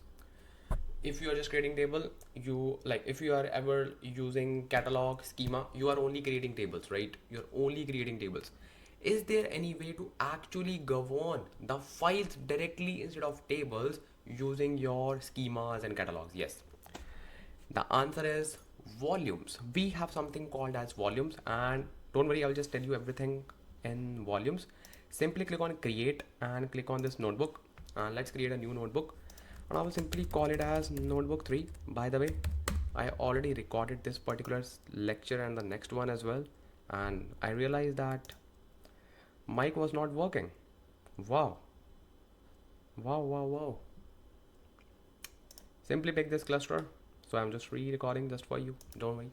So now you know that with the help of volume we can just do a lot of stuff. We can just manage, and we can actually do a lot of things. But how does it work?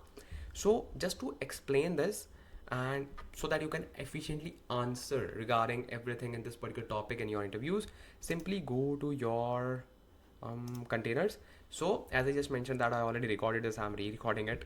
So basically go to your destination, okay, or simply go to your destination. Simply create a folder with any name, with any name. Make sense? Okay. Then go inside this and simply create another folder, okay, and then simply upload this file that we are currently using. It is Parquet file, or you can just simply upload any file. Now what we will do, we will simply go to Databricks and we will simply, first of all, let me just make some space, okay, and let me simply say volumes, okay. So this is a volume. So now as you can see, now I want to govern that particular folder which is called my volume. So what I can do for now, if you just simply click on this catalog, click on the schema, you will simply see only these two tables. That's it. We do not have anything else. So we can create something called as volumes, and let me just show you volumes in Databricks, how you can just create that. Okay, simply click on this documentation. So basically we have again two types of volumes, managed volume and external volume, similar to table, and you will feel that it is actually a table but it is not a table.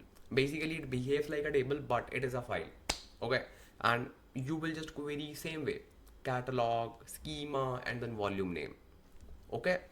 So now first of all let's create an external volume, because we know that we have a data in our external data lake, and then we will be creating our managed volume. And code is exactly same. See, code is simple, create external volume and then simple location, that's it, similar to your table creation, okay. Now let me just do that. I will simply say create volume and then obviously the volume name, and volume name will be db catalog dot db schema dot my volume. I want to create this volume with this name, and obviously location I want to pick abfss, and then abfss, and then destination at the rate storage account name, which is db interview, and then lake dot dfs dot core dot windows.net. Perfect, very good. Then within this I have a folder called my volume. Perfect. Simply run this. Wow, Ansh, Lamba, what is this? Oh, I forgot to mention external. Simply run this because we are creating external volume. In table we do not need to actually write external, by default it creates external table, but here we need to just put external, okay. So now just refresh this catalog, then you will see something called as volume. See, now we can actually see volume, this volume, and if you just click on this drop down, you will see that folder Parquet data. That means now we can just govern this just same way we govern our tables. And this is really nice, by the way. In Microsoft Fabric as well we have something called as files, so this is exactly same as that, okay. So this is really nice. And now you will be saying, hey, for tables we simply use select asterisk from table name, but what we can use in terms of volume, like what is that way of using that? So in order to query the volume, there's a special structure provided by the documentation, and the simple way I will also show you, don't worry. So first of all you simply need to type select asterisk from volumes, then your db catalog, then your db schema, then your volume name, which is my volume, and then you simply need to provide the path. My path is my volume, oh sorry, not my volume, it's Parquet data. Perfect. So you can simply run this, and obviously you need to simply say Parquet. Oh, let me just add it here, Parquet dot. Perfect, because our data is in the Parquet format, so we have to tell this. So now you will be saying, hey, what's the difference between this and when we just query the delta files? First difference, those files cannot be governed, these files can be governed. Second difference, that method only works well with Delta. Okay, and this way we can actually use any file format, and that's not the difference. Like the difference is we can actually govern. Okay, so very good. So now you'll be saying, okay, we have understood our external volumes. What about managed volumes? Very good. So let's create managed volume, create managed volume, and it will be my man volume, my managed volume. Okay, and this time I will simply add db catalog, obviously, then db schema. Let's run this. Managed, wait.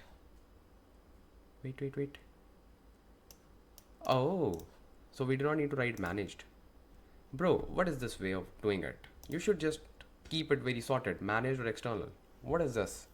So okay, this is done. Let me just refresh this. So it is already refreshing it for me. Nice.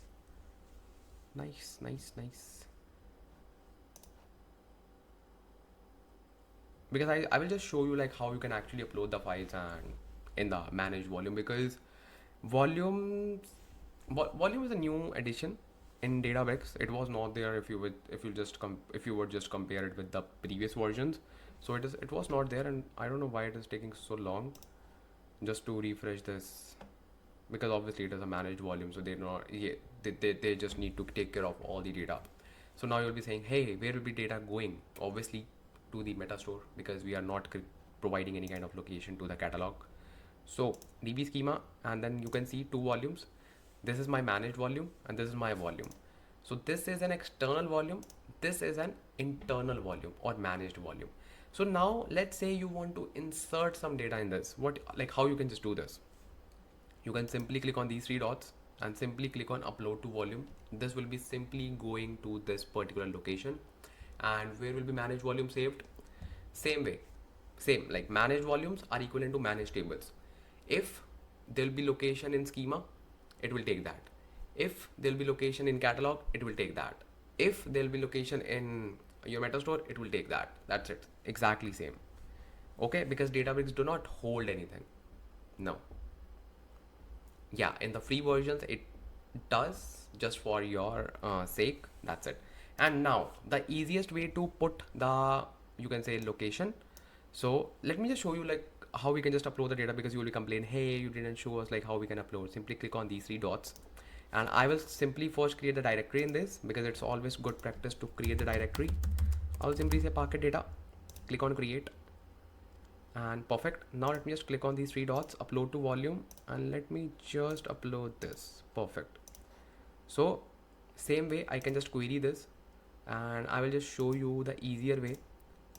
And easier way is simply say select asterisk from Parquet dot ticks, and now just click on this and then just click on these two arrows. It will simply insert this location for you here. So you simply do not need to worry at all. Simply run this and you will see that data is here. And where data is residing? In the managed location. Where is that location? We already know, in the meta store container. See, this is my volumes. See, in the meta store, this is Parquet data and this is my file. Ta-da! See, this is the illustration that you need in the interviews, and you need to be really confident. So as you can see, this data is residing here. So this is just a catalog, and then we have this volume, like this is the volume ID and this is the folder. That's it. Okay, so just be aware in the interviews. So now this was all about our volumes and data processing and different data types, how we can just manage. Now let's cover some questions related to the optimization techniques, or just forget about optimization techniques. First, we should know how we can just tackle problems related to rollbacks. Let's say you're in prod environment and you just did some wonders, and now you want to just go back to the previous version. So you need to know data versioning, you need to know time traveling, and all these features are really important, because you cannot work without these features, because you would make mistakes and in order to just roll back to your mistakes, so like to your previous version. So how you can just do that, don't worry, I will just show you. And these are the hottest topics right now: time traveling, data versioning, all these things. So how you can just do that, because these topics strongly align with the open table file formats as well. So this is the hottest topic right now. So I will simply go to my workspace and then simply click on create and create a new notebook. Okay, and simply name it, and name it as notebook 4. Okay, now let's talk about, first of all, let's connect. And I don't think so we would need this cluster anymore, so I will simply say, hey, just terminate this cluster. Simply terminate this cluster. I don't know why they do this. Serverless was better. Yeah, just terminate this. They should just add those capabilities in the serverless compute, like to just do streaming. Yeah, yeah. So yeah, our notebook is connected to this particular serverless. Okay, so now let's write our heading, and it will be data versioning and time travel. So for that, let's create our table, which is called, let's create one table. So this lecture was also recorded, and this was a table. Mic was not working. Okay, don't worry, let's create another table. So what do we need to do? We need to first of all create a table, and then we will insert some data, and then we will make some mistakes intentionally. Then we will just try to roll back those changes to the previous versions in the delta table. Make sense? Very good. Let's do that. Let's create a table. So I'll simply say create table db catalog dot db schema dot my delta table.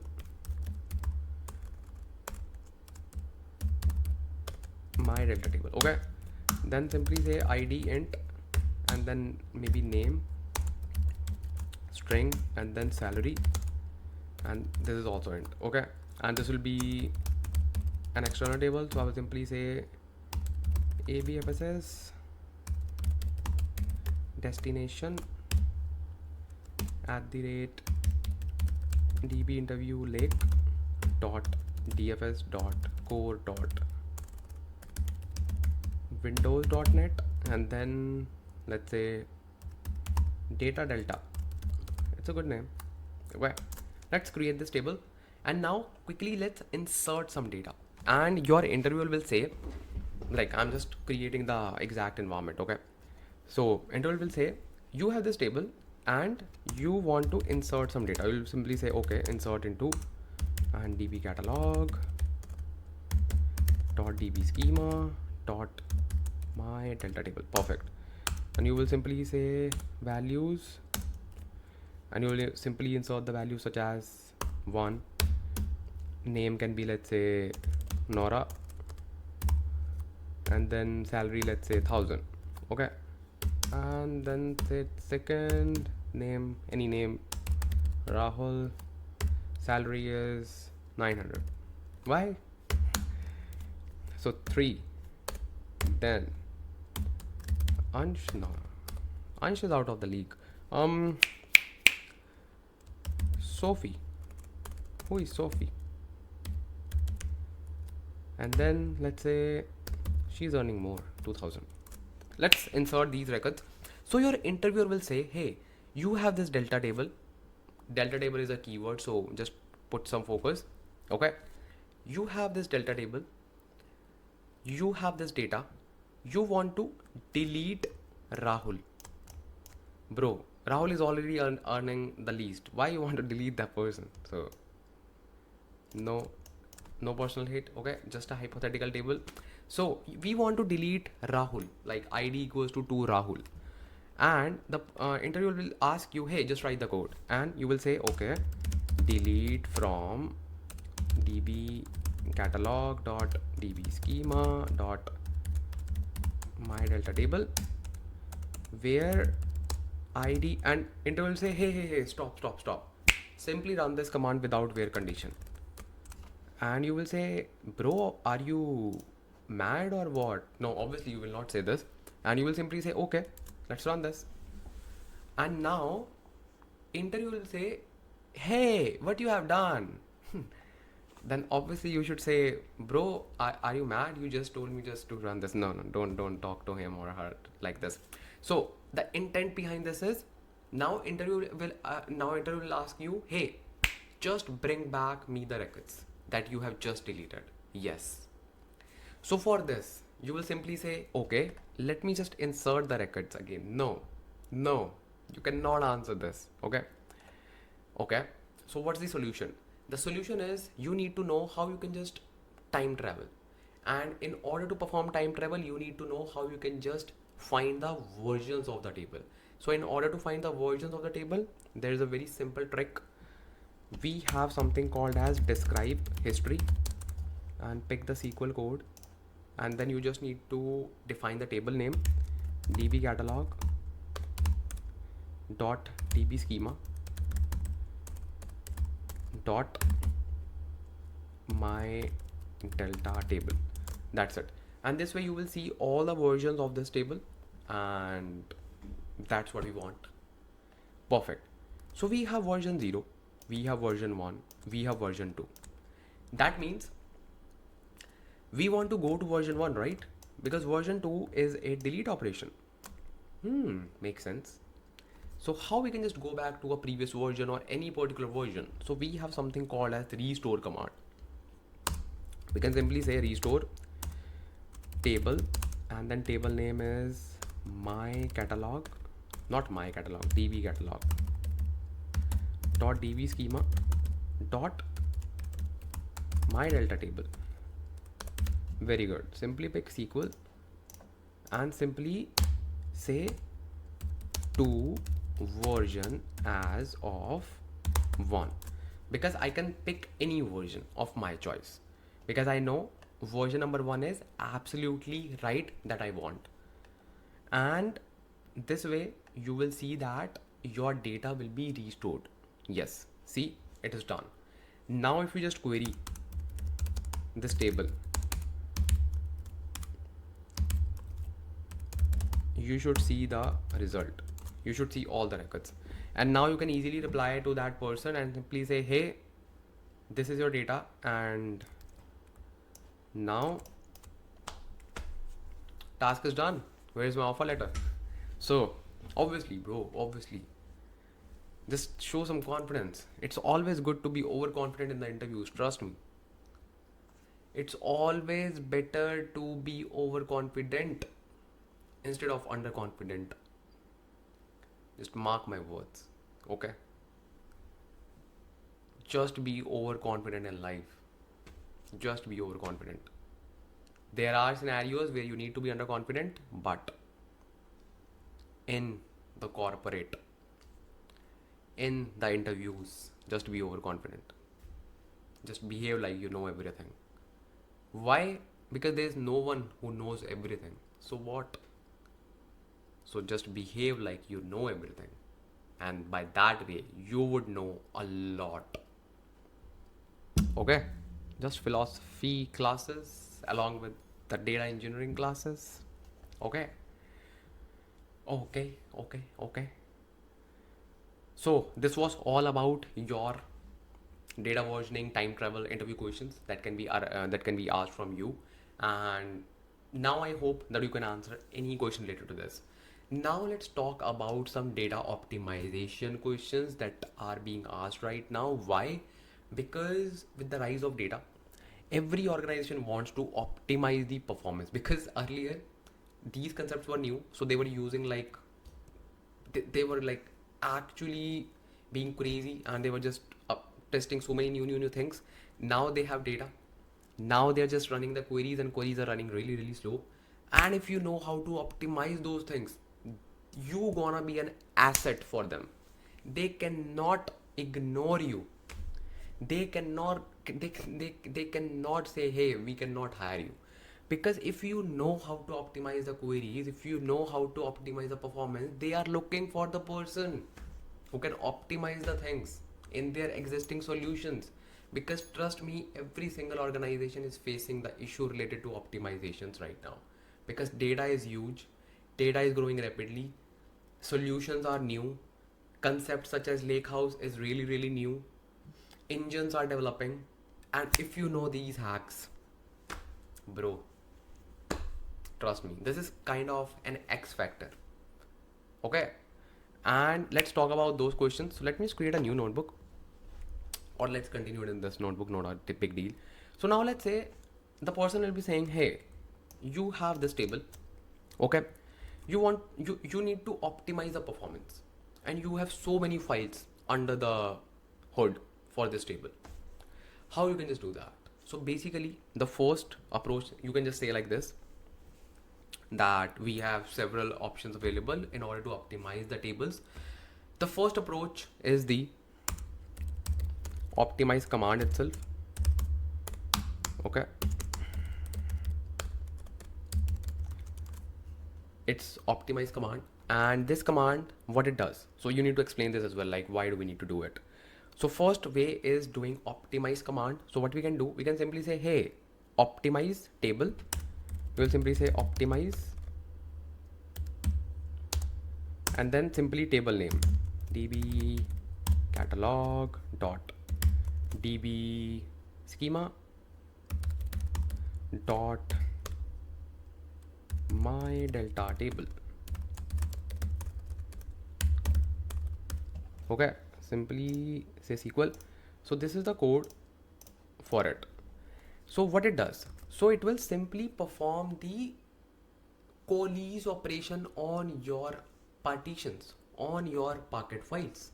So let's say you have 1, 2, 3, 4, 5, or let's say so many files. When you run optimize command, it will simply create the ideal size of the Parquet files, and it will just merge these small files, and it will simply create ideal size. An ideal size is like 1 gig, okay, 1 GB per partition, and it will simply do that. So this is one optimization. Okay, second optimization, it's called z order by command. It's called z ordering basically. Now what is this z ordering? And z ordering cannot be applied independently. We have to just use z order by command with optimize command. So we'll simply say optimize db catalog dot db schema dot my delta table, and then you simply need to say z order by, let's say, id column, on any column, like it totally depends upon the situation. And we usually put columns here in the z order by command, which column we are using to prune our data. Okay, what is this? So let's say, same example, let's say you have so many files. Okay, that is the issue with the current companies right now. It will simply create the ideal size of the partitions, that's true, but along with that, what it will do, it will simply apply the sorting on the data, okay, it will simply apply the sorting on the data. What will happen when it just applies the sorting? So basically there's a concept called data skipping. We can simply skip some partitions based on the data. So let's say you are just reading some data, and those IDs are only residing in this particular partition, and those IDs are not here. Okay, so it will simply read this partition only, and it will not read this partition, so it will simply skip it. That improves the performance. This should be your answer with your confidence, bro. Okay, and now the person can ask follow-up question. He or she will say how it decides that it needs to skip this data or this ID is not residing here. It's because of first, or let's say stats of first 32 columns.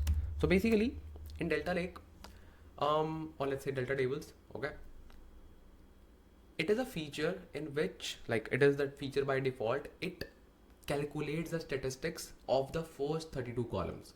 So your ID column is also, like, should be in your first 32 columns, okay, and if it is there, the statistics of that particular column will be there in each partition. So you will have minimum value, maximum value, everything. So you can simply like not you, like engine can simply see, hey, this is the minimum value and this is the maximum value, so we do not need to go to that particular partition. So just try to explain everything. And I would say, even if the person is not asking these things, and if you know that you know, and if you are confident that you can explain, just try to put some points. Just try to highlight that you know much more than you are looking for. Okay? If the person is just asking, hey, what is the order by command? You will tell them, you will just tell that, like, what is the order by to that person. Try to divert the topic and just say, hey, this has happened because it calculates the statistics of 432 columns, due to which data skipping happens, due to which it reads the data faster. Person would think this person knows really, really well and genuinely have like deep skills. Okay, so again, like, Ansh, Lamba, are you a philosopher? No. I just want to um, attend the not attend, just like, okay, I should not just talk about that. Okay. I've already talked about that. I was just about to talk about TEDx. So okay. So this was all about your z order by, or you can say optimize command, or you can say data optimization techniques that we have within Databricks. And there's one more, that is new one, which is called liquid clustering, which just creates the dynamic clusters on top of your data according to obviously the columns and dynamic query behavior. So let's say you are just consuming a kind of query more in which column A, B, C are being used, and obviously on a pruned condition. So it will try to create a cluster of that particular data type. So whenever you will be just querying the data, it will simply go to that cluster and grab the data. So it is just like liquid clustering, dynamic clustering. Okay, let me just take you to the documentation. Liquid clustering Databricks. So see, delta liquid clustering replaces table partitioning and z order by. That means we do not need to use z order by and liquid cluster. Oh, sorry, z order by and optimize command when you're using liquid clustering. Okay, then what it does, liquid clustering simply provides the flexibility to redefine clustering keys. That is something else. Obviously you can just alter the table to do that. And then liquid clustering applies to both streaming tables and materialized views. That is important. And obviously Databricks recommend using runtime 15.2 and above with liquid clustering, and it was in preview, now it is in like general availability zone. And obviously there are some recommendations and how we can just enable the liquid clustering. It is very easy. You can simply say it can be enabled at the time of table creation. You simply need to write cluster by and then just put the columns, as you can see here. Let me show you. I think it is here. Yeah, see, create table and then simply put cluster by. That's it. And then this is just a CTS command. If you don't know, CTS command is just like create table. Okay, where you want to create table, location of it. Okay, you will be creating table here, and if you just run this, it will simply create table on that particular location. Okay, and obviously it will be an empty table, but if you just write as select, so it will simply put the data as well in that location. Again, extra knowledge, but it is really handy. Seat as create table as select. Okay, so create table as select is also known as CET as, because obviously this is an external table. So it is also popularly known as CET as, in which it first moves the data to the location and then creates a table on top of it. Okay, extra knowledge. Okay, so this is the code if you want to alter your table, and if your table is already created and you have not enabled the cluster in a liquid clustering, you can also enable it. And this is a new feature and it is in public preview, which is automatic liquid clustering. That means you do not need to even define the columns. You simply need to say cluster by auto. That's it. I can just show you. See, and it will simply say, hey, automatically pick the columns. We are not doing any hard work. So this is all about like some optimization techniques that we have. These are basically your, you can say, latest questions, and I personally felt that these questions were not actually covered because topics are really new, situations are really new, and so what? We need to cover it. We will cover it. So that is why I had decided to cover these particular questions. And now you would think like, okay, these questions were more inclined towards Databricks. That's correct. But whenever you sit in the Databricks interviews, or let's say Databricks data engineer interviews, it is very obvious that the person will be asking PySpark related questions as well. That is common sense. But the intent is everyone is covering PySpark questions. That's good. Databricks questions were not here. So I decided, let's take the responsibility and let's help you to actually crack the interview. And now you are really good with Databricks interviews, like interview questions. Obviously in the future we'll be covering more and more questions because I told you like Databricks is evolving really rapidly. So what's your next step? What's your next step? You are all set for Databricks. You know almost all the functionalities. Okay, you have tackled so many real-time scenarios as well. Okay, schema evolution, incremental loading, so many things, right?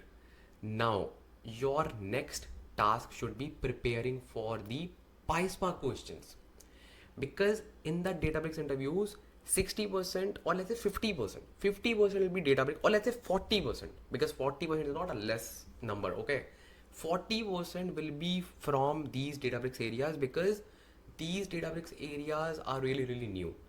And now it's time to actually cover the PySpark questions, including your PySpark coding round.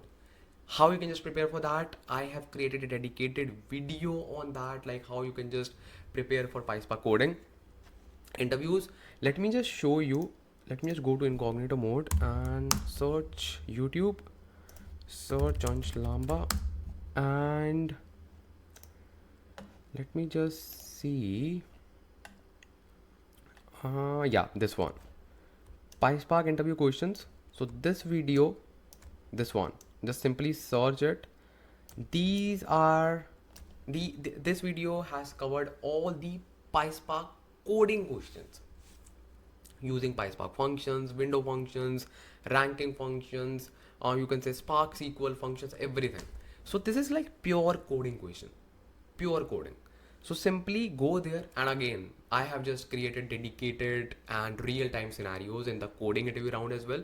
You wanna enjoy and learn a lot, simply go there and just cover all those questions. And obviously Databricks questions are also done. You are all set, trust me. And just carry one more thing in your interviews: confidence. Okay, just confidence. Just go there, okay, and just say, I'm gonna kill in this interview. Okay, so just make your mind, okay, and trust me, you will be just clearing your interview this year. And I'm just waiting for your message, okay, saying that, yay, I have just cracked the interview. I feel so happy when you just send me messages, or let's say you comment on the video that you have cracked the interview. I feel really happy. So just waiting for your comment, and just drop a lovely comment for now that you have learned a lot. And then obviously once you crack the interview, simply come back on this video and comment why. It's our love, right? Okay, so I will see you in the next video coming on the screen, and happy learning.